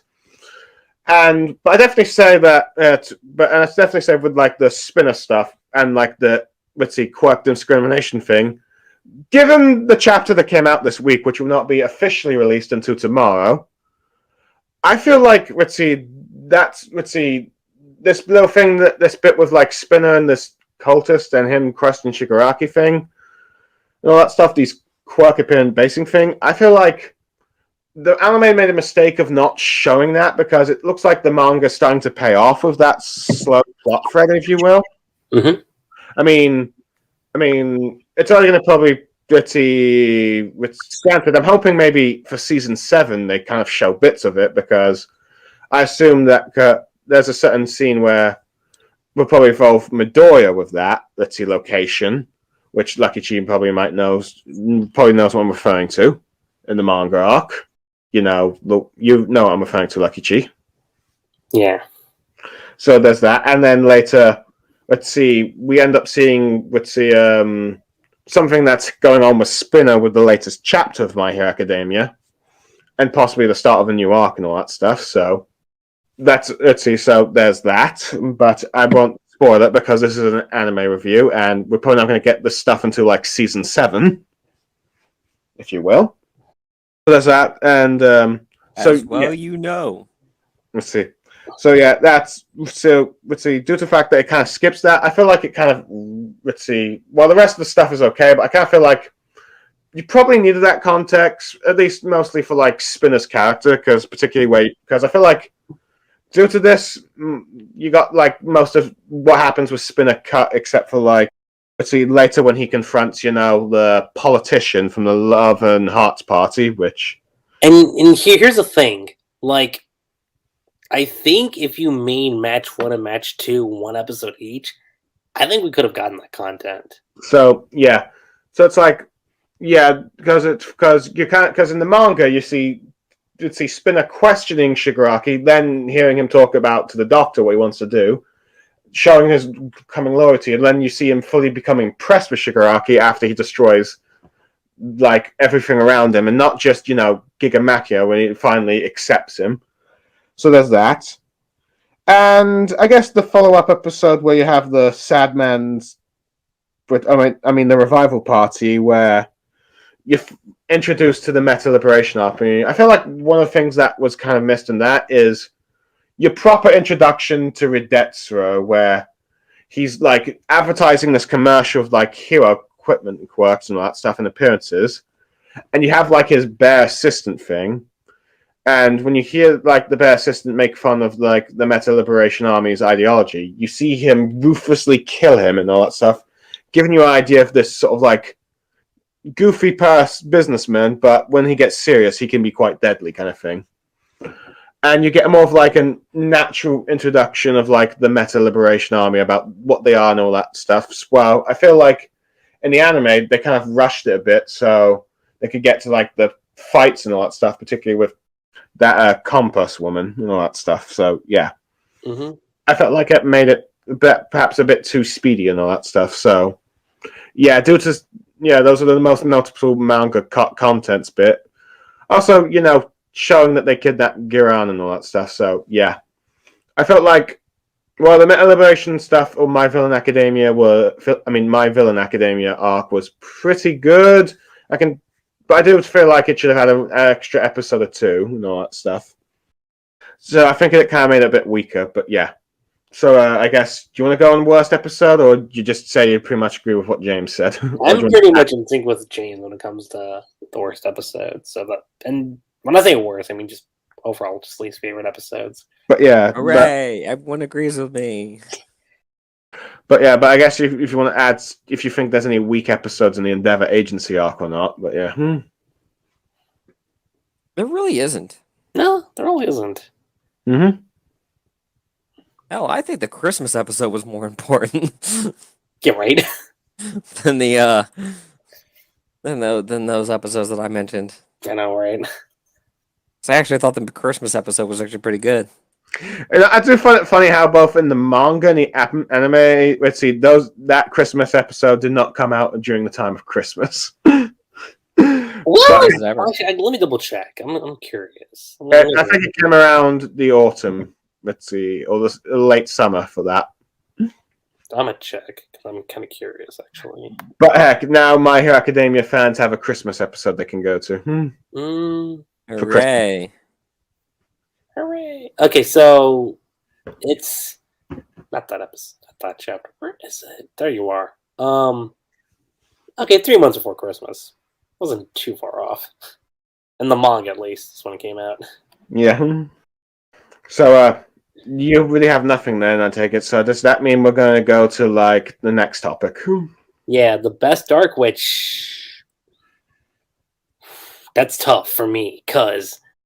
Actually, no, I don't think it's going to be as tough as I think it's going to be, because I was more so thinking about this from the manga perspective. But if we're looking at it just from the anime perspective, I'd probably say Endeavor Agency is probably the best arc. I was really considering having that neck and neck against Meta Liberation Army, but then once I started thinking about the manga, I was like, well, I did wish we saw that stuff in the anime, so that kind of decreases Meta Liberation Army just by a little bit. So I think for me, the best arc of the season, if I had to rank it top to bottom, okay, Joint Training is obviously at the bottom. Meta Liberation I put at number 2, and then you get the Endeavor Agency arc. But that's my take. What about you guys? Okay, I might be a bit controversial here. Let's see for like a let's see. Well, probably. Well, it depends if you want me to. Are we doing both best and least favorite at the same time, or We could. okay? For me, the best one would be the Liberation. I mean, the best one is the Endeavor Agency arc, just because of that. All those character moments you have with like Endeavor, and you get to see Bakugo and Midoriya interact with Endeavor for like the first time since, well, the school sports festival, at least because last time Midoriya met Endeavor, they didn't exactly have the best relationship, but but you could see Midoriya has noticed how much Endeavor's changed and all that stuff, and you, in his words, probably also encourages Shoto, about what he's currently feeling with Endeavor and all that stuff, and then Endeavor figuring out what he wants to do to help his family. So I'd say probably that. James to go next about what his favorite episode is, or do you want me to go about what least favorite arc and all that stuff? I mean, you can go on a least favorite arc if you want. Well, for the least favorite arc, this might be a bit controversial, but I think I found, at least anime-wise, the Meta Liberation one to be a bit weaker, or than the joint training, and I think it's more of just due to the pacing. I think that's the only issue I have. If the pacing, I think, was a bit more solid, and you got the Meta Liberation Army, really? I think it's mostly just it's terms of pacing.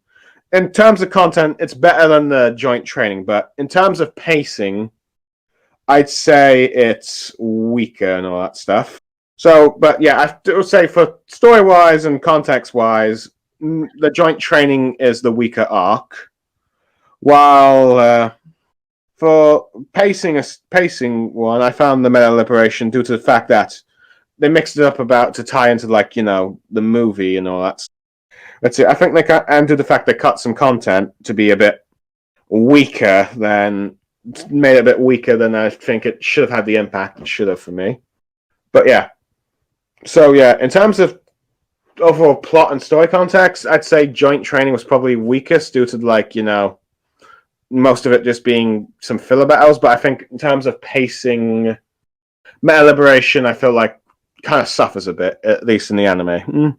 When I expected this to be most people's favorite arc for it, but I could be wrong and all that stuff. But yeah, that's just my controversial take, probably. How about you now, James? I have to say that hell has officially frozen over because I completely agree with Blue Star on this one. Ooh. Pacing wise, yeah, I could definitely agree. Your opinion is almost on point with mine. Ooh, blimey. What to do now? But the only thing I could say is that pacing, and I'm going to be honest about this one, pacing is so hard to compare with the manga to the anime. It does. And with the manga, it's easy to say, oh, the pacing is pretty good. Yeah, but we don't see every action in the manga. It's pretty much, since it's a non-moving medium, and only shows the more important movements rather than how do I want to say?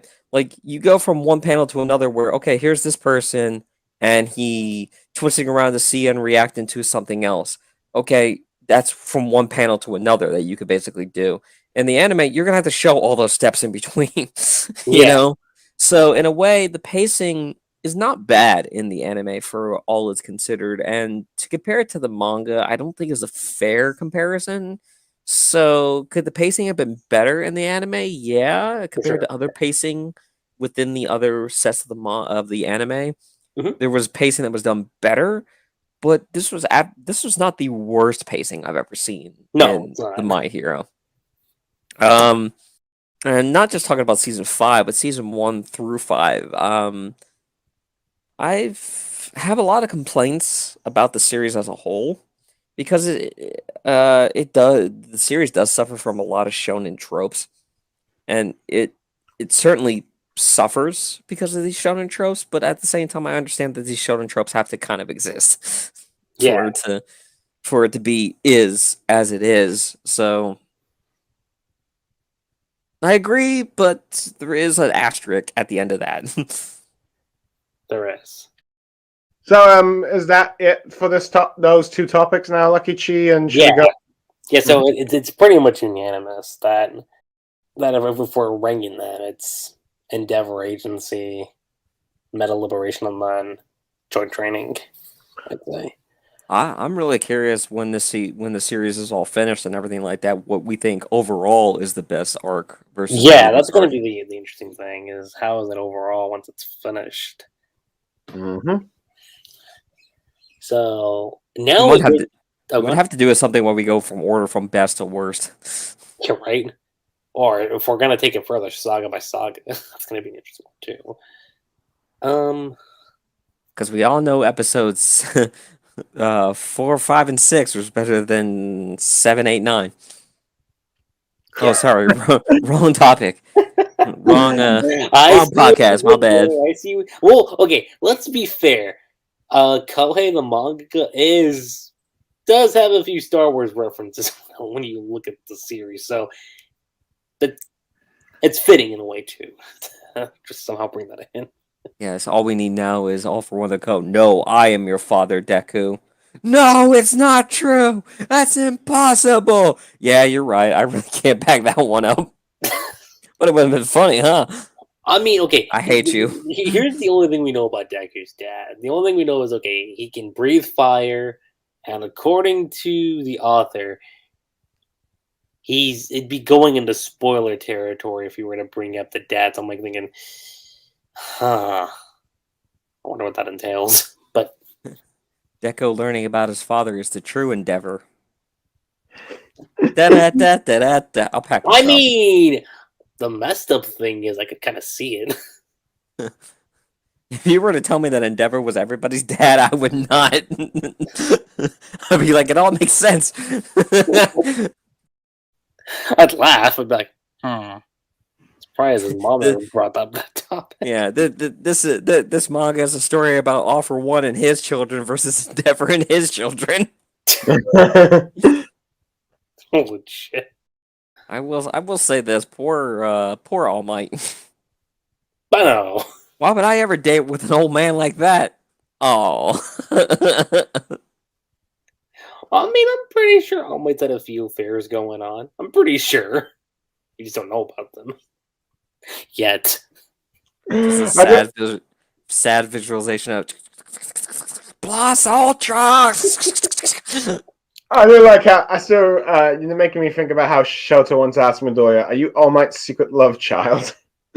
I mean, oh god, I won't go into specifics with the manga, but that love child question could be popping up here soon. So, who knows? But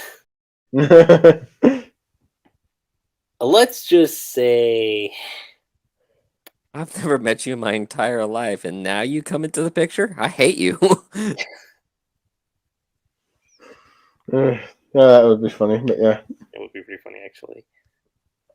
Can we get an actual hero name for Deku for once, please? Well, Deku's supposed to be his hero name. Yeah, I think that's gonna be the name we get, is Deku. Ugh, it's so lame. I'm sorry, it is. It's lame. That's what we're stuck with. It's supposed to be like Dekuru, which means, yay, I can do it. No. You named yourself Nut.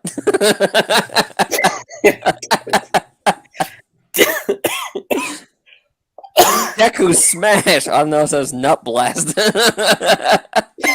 You okay? You seem like you're coughing a bit.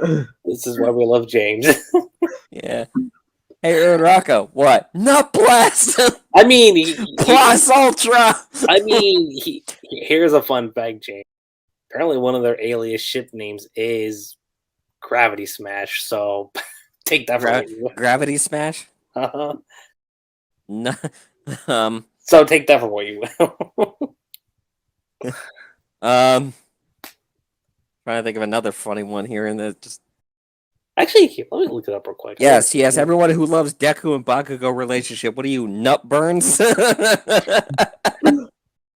Let's see here. I know we're going off topic about it here. Roasting chestnuts. Just Let's see here. We got Deku Raka, Ora Deku, Oramido, Deku Ocha. Do that one. Ocha Deku, Deku Ravity, Deku Raka, Deku Raka, that's a good one. Mido Chaco, Deku Chaku. Ooh, that's a cool one. Izuko. Okay. Bunny Astronaut. I am Nut Mite.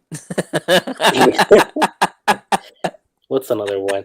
Cute Round Eyes. Maybe. Cute round eyes? That's apparently another name they have too. They got Matcha Strawberry, Watermelon. Actually, let me see. What's the Deku Froppy one? The Gravity Smash is one, like I already said. Green Star is another one. Blue, are they related to you? No. Kiwi Mochi, Lime Green Pomegranate. Okay, that's cool too. Matcha Blossom, Floating Buddies, Space Buddies. Green Star was Blue Star's father's brother's cousin's former roommate. And And then Oradori, and then Uzuchaku is the other one. Yeah, so those are all the alias ship names that I can find. Now, what about the other ones? See, this is why I don't ship anymore. I know, right? You all suck. No, not you guys. Some of you people that are listening to us right now, some of you suck. coming up with names? Yeah. With coming up with these, like, oh, look, oh my god, this random girl out of nowhere just randomly looked at Deku out of nowhere, totally in love. Let's ship it. Well, I'll tell you this, the Bakugo and Deku ship, one of them's called Twin Stars. It's one of their names. Oh my god, you know how many pictures I see where it's like Deku, like, Bakugo, I don't think I can hide my baby bump anymore. He's a dude! Men cannot get pregnant, I'm sorry! I don't care what your fantasies are. If you enjoy it, that's fine, but don't sit here and think that this is a legitimate thing. I mean, I'm sorry, it's just not. That's not. Yeah, it's like, okay, if you want to get like Bakugo and Midoriya to have a child, think of how, let's see, they explained it with how Greg and Terry got a child in that American Dad episode through getting having let's see, by having a donation to Francine and all that stuff. You guys know which episode I'm referring to, right? Yeah. All I'm thinking about is Bakugo in the middle of doing it, and he's sweating so profusely that everything just blows up around him. Before we go into a more shipping topic, because I know where that can. Why don't we call you Explosion Boy? Shut up. Let's go ahead and dive into favorite opening / favorite. Hold on, isn't there technically only one ending for season 5? There's 2 endings. Okay. I don't remember both of them, the endings, so y'all can remind me on that. I'll just go ahead and say this. Season 5 opening one was kind of trash. I'll go ahead and admit it. I wasn't that big of a fan of that one. I was like, it's okay, but compared to the other first opening seasons we had, not necessarily the best. So I'll just go ahead and say season 5 opening 2 is my favorite opening for the season. You mean pretty much, whoa, whoa, it's alright, everybody here tonight, or something? Yep, that one. Yeah. My favorite one was the we are fighting dreamers. I knew you were gonna bring that up. I was like, for sure where Jane was gonna take this. Yeah. Season 5 openings, that merry-go-round by Man with a Mission was probably pretty good. Mm-hmm. Yeah. But yeah, I'd definitely probably say the second opening, which I do like the first one, but it seems more like one of those relaxed openings. It didn't really feel, probably not one of those really serious ones that you get from My Hero Academia. In many ways, it's like one of those lighter ones, I guess, the Culture Festival one, so it might not be everyone's cup of tea and all that stuff. Yeah. But I definitely say. Granted, I was expecting, let's see, for the season 5 opening for My Villain, for like My Hero to be more of like a My Villain Academia sort of opening, not including Midoriya, Shoto, and Bakugo. But given how okay, the Endeavor Agency arc did actually happen this season. Okay, I can see why that ended up being much of the focus, and I do quite like how you have like the heroes and then all the students lining up together at the beginning and all that stuff. And you have that bit with the Kakamoon. I can't really say the lyrics, but you have like members of Class 1A all posing together and some sort of action scene. I did quite like that bit. Well, Blue Star's saying is he can't believe he was wrong that Endeavor Agency was included for season 5. We are fighting dreamers. I'd say the second opening is probably my favorite. Do you want me to go in the endings as well, Lucky Chi? Go ahead. I mean, well, the first ending you it's pretty much this, like, in these terms of animation, you have like members of Class 1A going out to shopping to prepare for some sort of party, while I think the ending 2 was more of like a mix of like backstories and like witty and let's see, Midoriya and Baku and like his trio of friends doing the Endeavor Agency with some hints of the League of Villains and all that stuff in the Metal Liberation Army. I think I like the second one a bit more, just because it's giving you more insight to like stuff like giving perhaps anime only hints, like the witty relations more into like Hawks's like admiration of like Endeavor, and more hints about, let's see, involving like a certain villain from the League of Villains for season 6, and just a more serious tone, I guess you have it for that. So yeah, the second opening and second ending are probably the best. So James, you gonna make your proper opinions now, or are you gonna keep going? We are fighting dreamers. Yes. Aiming high, touch the sky, we're fighting. Is it sad that I actually didn't listen to any of the endings? Here's the thing. I kind of don't remember the endings for both the seasons. So I really don't have a favorite ending.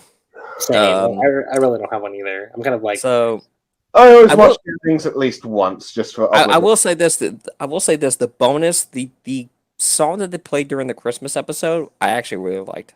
I like that one too. That was nice. So it's not an ending theme, but I really did like that song. Yeah. This was a nice one. Definitely. Now I'm a little late to the game. I know this is a little off topic, but what's your favorite out of all the seasons so far? I'll say season 3 opening 1. I dig the shit out of season 3 opening 1. Oh, I think it varies when you ask me. Let's see, I'd say sometimes I might say the first opening of My Hero Academia, and then I might say either, let's see, season 2's first opening or second opening, or even like the first opening for season 4. Though granted, season 5's Whoa, It's Alright is getting in my head, but yeah, it'll be any of those openings, I guess you could say.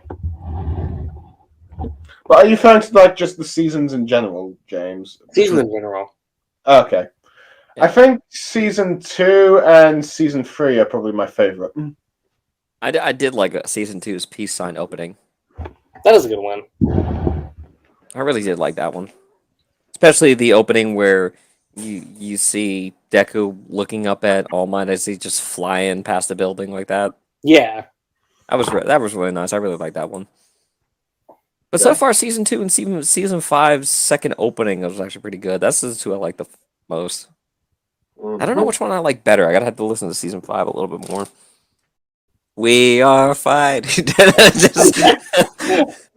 at some point we probably gotta do a Naruto podcast or something about listing our favorite openings and endings.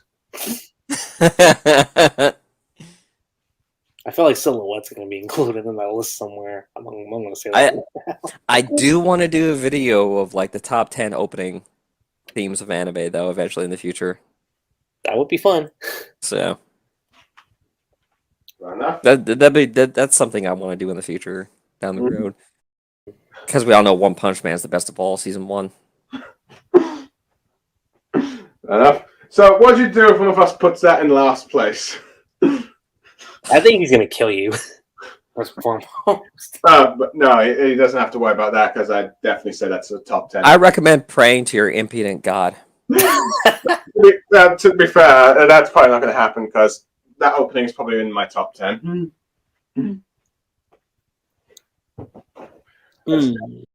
I'll give a hint. Probably my two favorite openings is One Punch Man and Cowboy Bebop. Okay. Ooh, Cowboy Bebop's pretty cool. I know we're going off tangent this one, but That's okay. So, The only other one I could think of opening wise, that's tough for me because there's so many good openings. Yu Hakusho's opening is pretty good. That's definitely my top 10 also. uh-huh. So anyway, should we now get on to the final topic, I believe? Yes, final topic for season 6, which honestly, if we're going by volumes, and I'm actually looking at the wiki right now for this, the next arc that we're going to tackle for season 6 is actually the longest arc to date in My Hero Academia.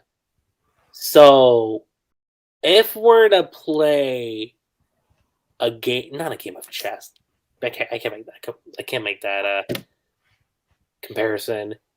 Let's say bingo game. If I were to play a bingo game right now, I would put a chip down that all of the next arc, or all of season 6, will just be on the next arc. Which would be a very first for My Hero Academia. Mm-hmm. Since, well, some people might say, what about season 1? Well, season 1 was all the small arcs that was put together.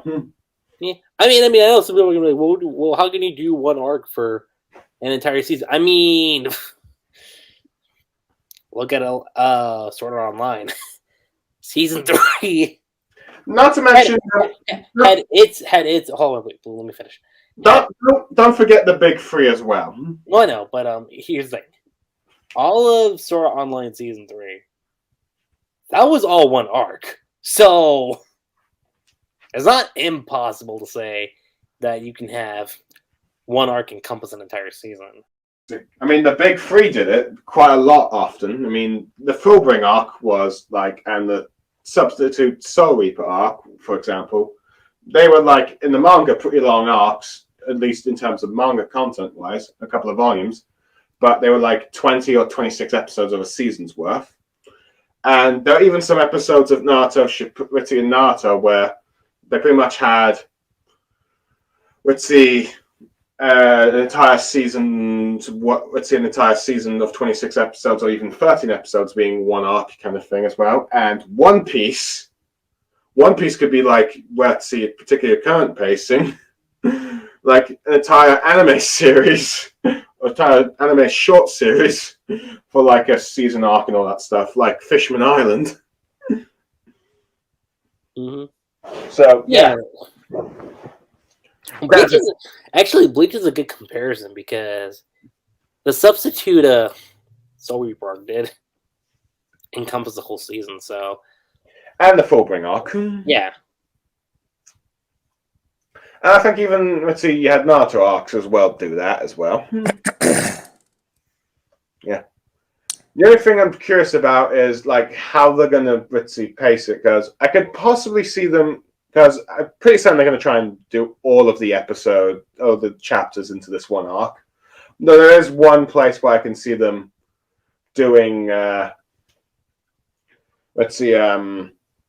cutting off with and having the aftermath bit of this arc going to the next season. But I think they're probably, like you said, like you're going to try and do it as all one season, because here's the thing, and without going into specifics, ending it off with volume 31 for season 6 would be perfect. Uh-huh. But yeah, and there's one way that this could probably be easily quite paced, because a lot. This is probably also the most action-heavy arc you've probably got in the entire series as well. Oh, definitely. And action scenes and action battle manga bits are usually the fastest bits of an anime to be paced. At least usually. Now, granted, there are exceptions.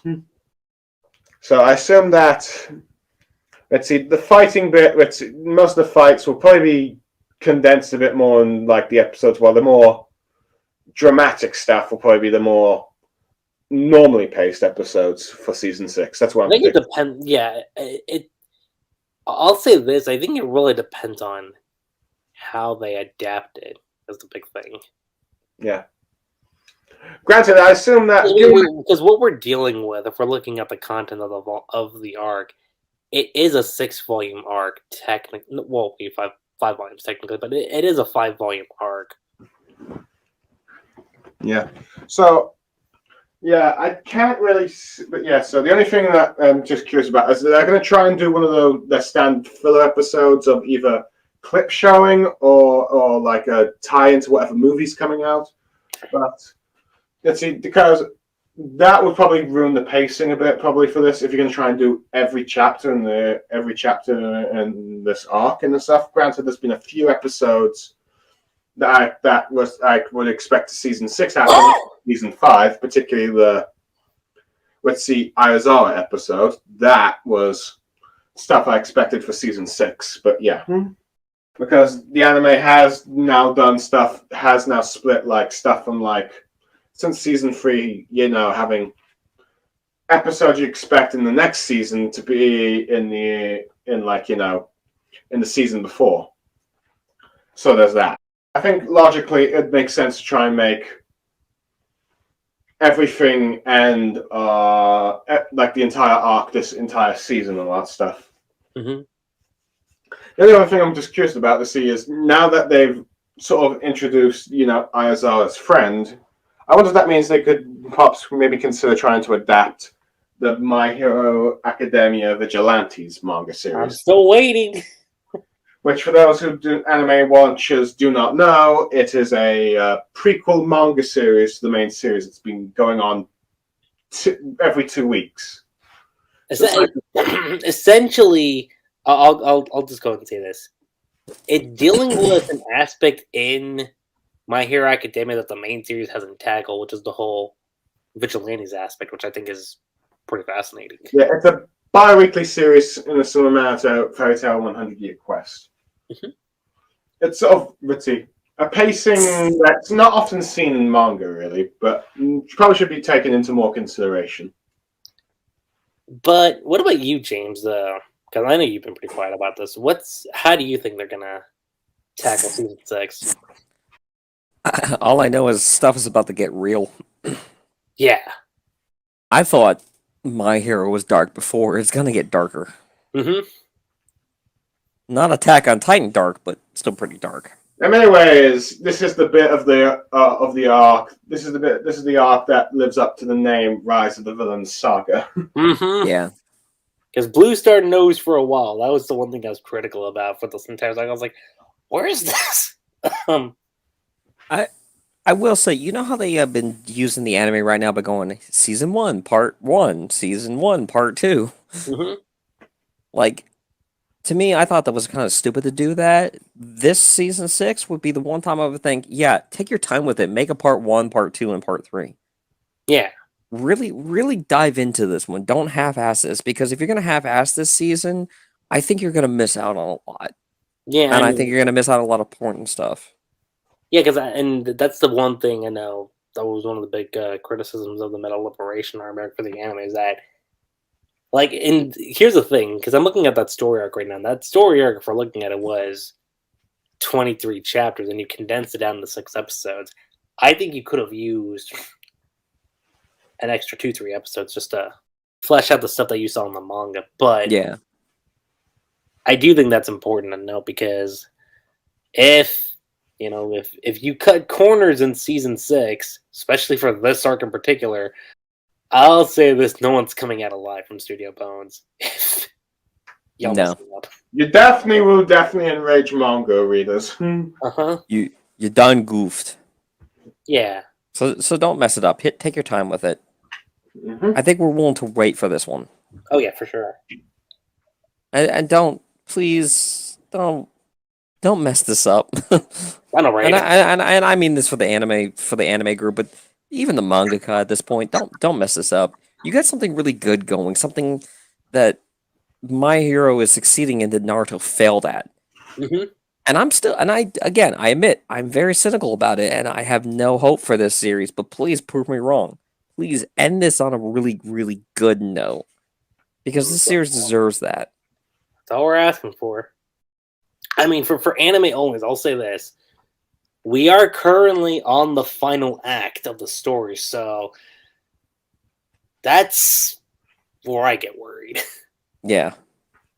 Because if Naruto has taught us anything, is that you can ruin an entire series in 2 chapters. Let's see. Or get to be 2/3 good, then last third suck. Or be a case like Attack on Titan where the final arc is so good, and then last 5 chapters are like, nah, you remember all the stuff that was good? Nah, not good. Uraraka, I loved you ever since the beginning, but I was too afraid to tell you. Now chop off my head. That's so stupid.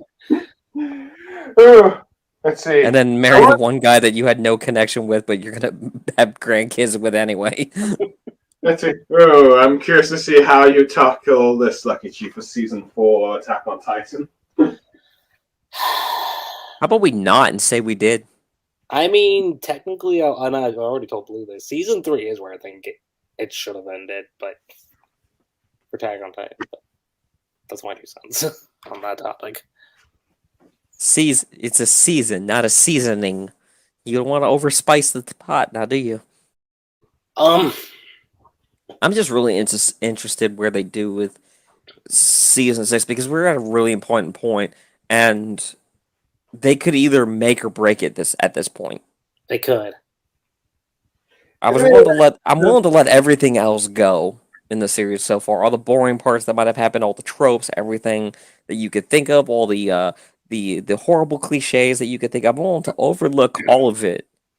But you got to do season 6 right. Yeah, you got to make this one arc work for the anime. Yeah, in many ways, this is one of the few arcs, the types of arcs that My Hero Academia definitely succeeded, where like Naruto and Bleach sort of failed at.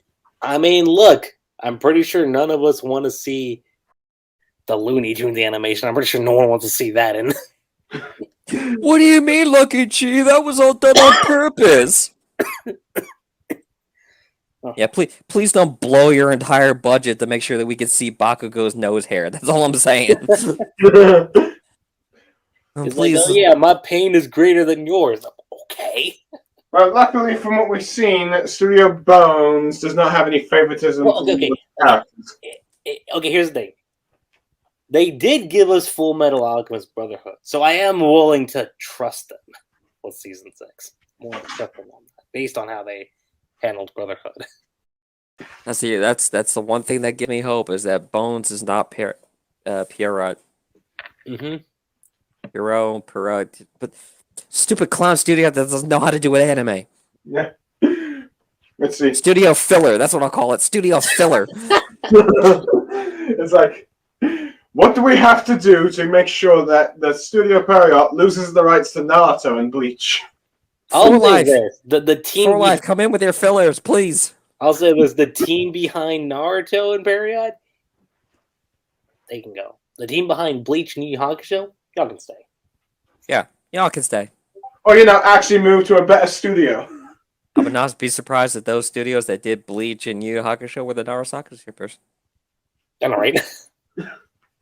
Well, that's what happens when you make all the female staff do it. Oh, I'm sorry. Did I say that out loud? Yes, you did, James. I know that is not sexist.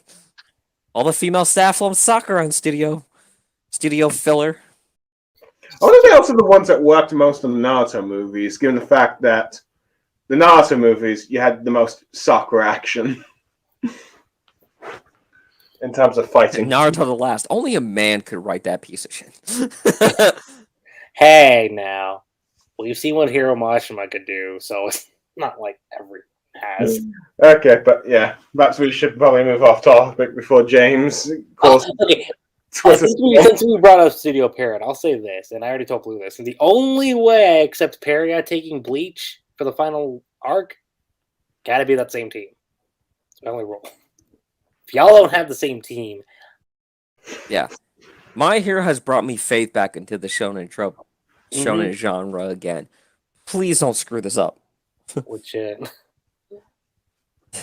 I'm sorry. I haven't enjoyed a shonen this much since Rurouni Kenshin.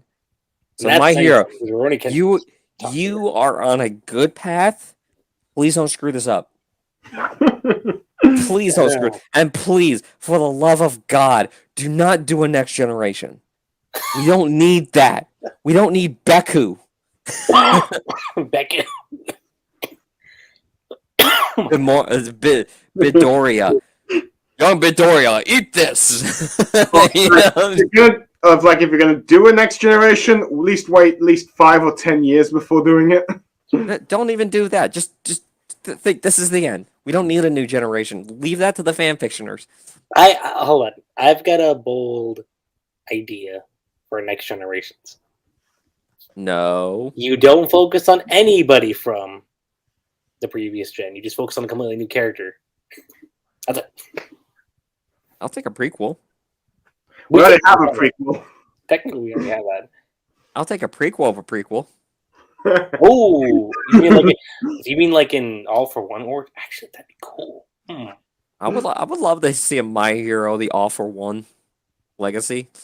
That'd be cool. I mean, they have established that villains were on a high at one point in the series, so that would be interesting seeing how the world was back then. Yeah.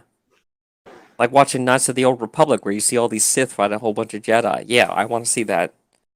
And then the ending could be the fight between, All Might and All for One, and that's how. I'll take a story of All Might growing up. Probably get All Might's time in America, but yeah, who knows? There's possibilities of what you could do for like My Hero prequels, at least. You could, but yeah, we just don't need a Beku. But yeah, we don't need a Boofy. We don't need a Beku. We don't need I mean, but James, don't you want to see the adventures of how Boofy became King of Space? No, I don't want to see a story of how my favorite characters royally screwed up. No, thank you. I don't need a Binuyasha, just. Well, isn't that? Yeah, I know there is one. Shut up. Hold on, isn't that technically a continuation of that? I haven't. Well, to be fair, I haven't seen the continuation of it, so I can't say anything. I'm thank God that I haven't still found a series like the one. Well, Naruto's close to it, but thank God we didn't get an ending of like similar to that of the Wonder Years. We are fighting. It never gets old. Yeah, I think we've pretty much covered it all. Yeah, I really have nothing else to say about it. Yeah, I think we're pretty much done. I'm just super curious as to how he's going to tackle it, for sure. Yeah, either do season 6 or animate the My Hero Vigilantes. Psycho on. Now, I was just going to say, I'm just super curious how they're going to adapt it. I mean, we already know what's announced, so season 6 is coming. It's just a matter of. Well, I think, from what I could tell, the first half could probably go up to, I think a certain part involving Shigaraki, and then, the first half of the second part, is...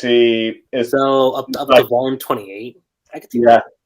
Something like that, and the second half, being the sort of action stuff and the, revelation or something. I think you know what I'm referring to, Lucky Chi. Wow. Yeah, I know exactly what you're referring to. And the second last half would probably be the aftermath stuff. Mm-hmm. Yeah, I have no idea, so. Yeah. Let's see. But I'm not saying anything in case I cause spoilers. I just want to say this one last thing because I haven't been on one of these. Go on. until now. Mhm. Two things I'm very happy for in this series that they got rid of Deku crying all the time. I got so tired of that very quickly. That was a common thing, yeah. Yeah. And two, I'm glad Bakugo actually developed. Too. So Mm-hmm. And people are gonna be like, wait. Because I know you see that development here in season 5, but I'll tell you this right now, guys. You see a lot more of it in season 6. oh yeah, you're And you'll definitely see a lot when they finally do season 7. I binged watched and read all of this for you guys. For you. Because you love us so much, James. Yeah, because I love you so much. Y'all asked me. But you gotta. Everyone was bugging me. Oh, you gotta. Oh, you don't like shonens anymore? And yeah, not really. Well, you gotta watch My Hero. It's actually pretty good. Are you sure? I mean, I never said you didn't like shonens, because I know you, but I'm pretty sure Blue Star might have just said, like, oh. I don't recall ever saying you don't like shonens anymore, but No, you want me to read Attack on Titan. Yeah. I think I've been recommending him Record of Ragnarok, but anyway, I suppose that's getting off topic again. I'll say this, with him and My Hero, there is a civil war between him and 4 Life. I won't go into specifics, but it's... Well, we don't really know what 4 Life's current thoughts are on all the stuff that's been going on, really. No, guy's been MIA for... What's wrong with the Iron Man? You're right. That's what I want to know.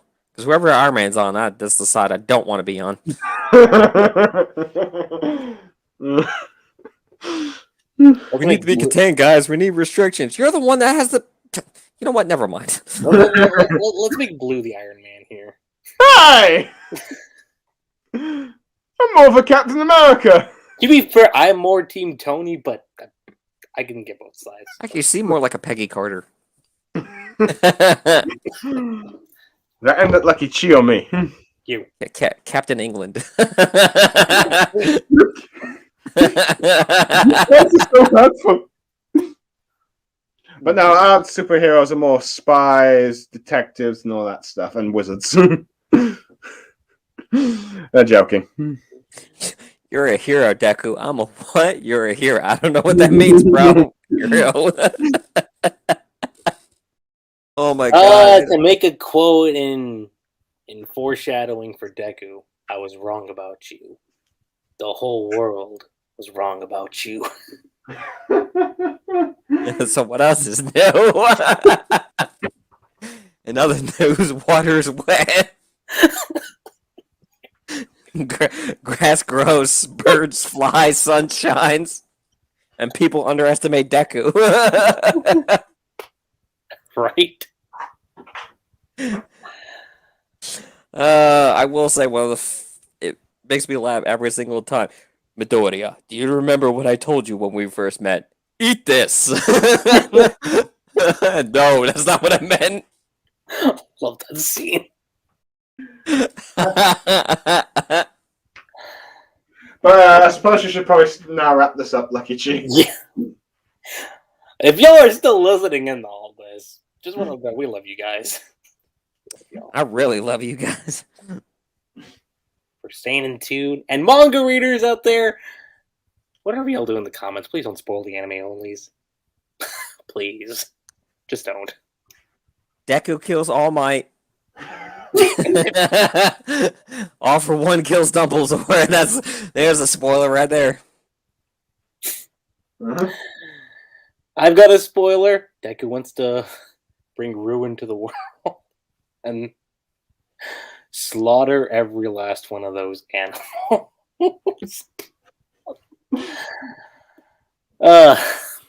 Let's see. The true identity of beep, beep, beep, beep, beep, beep. Hey guys, you remember the time that Deku, due to copyright infringement, we cannot reveal this section of the podcast.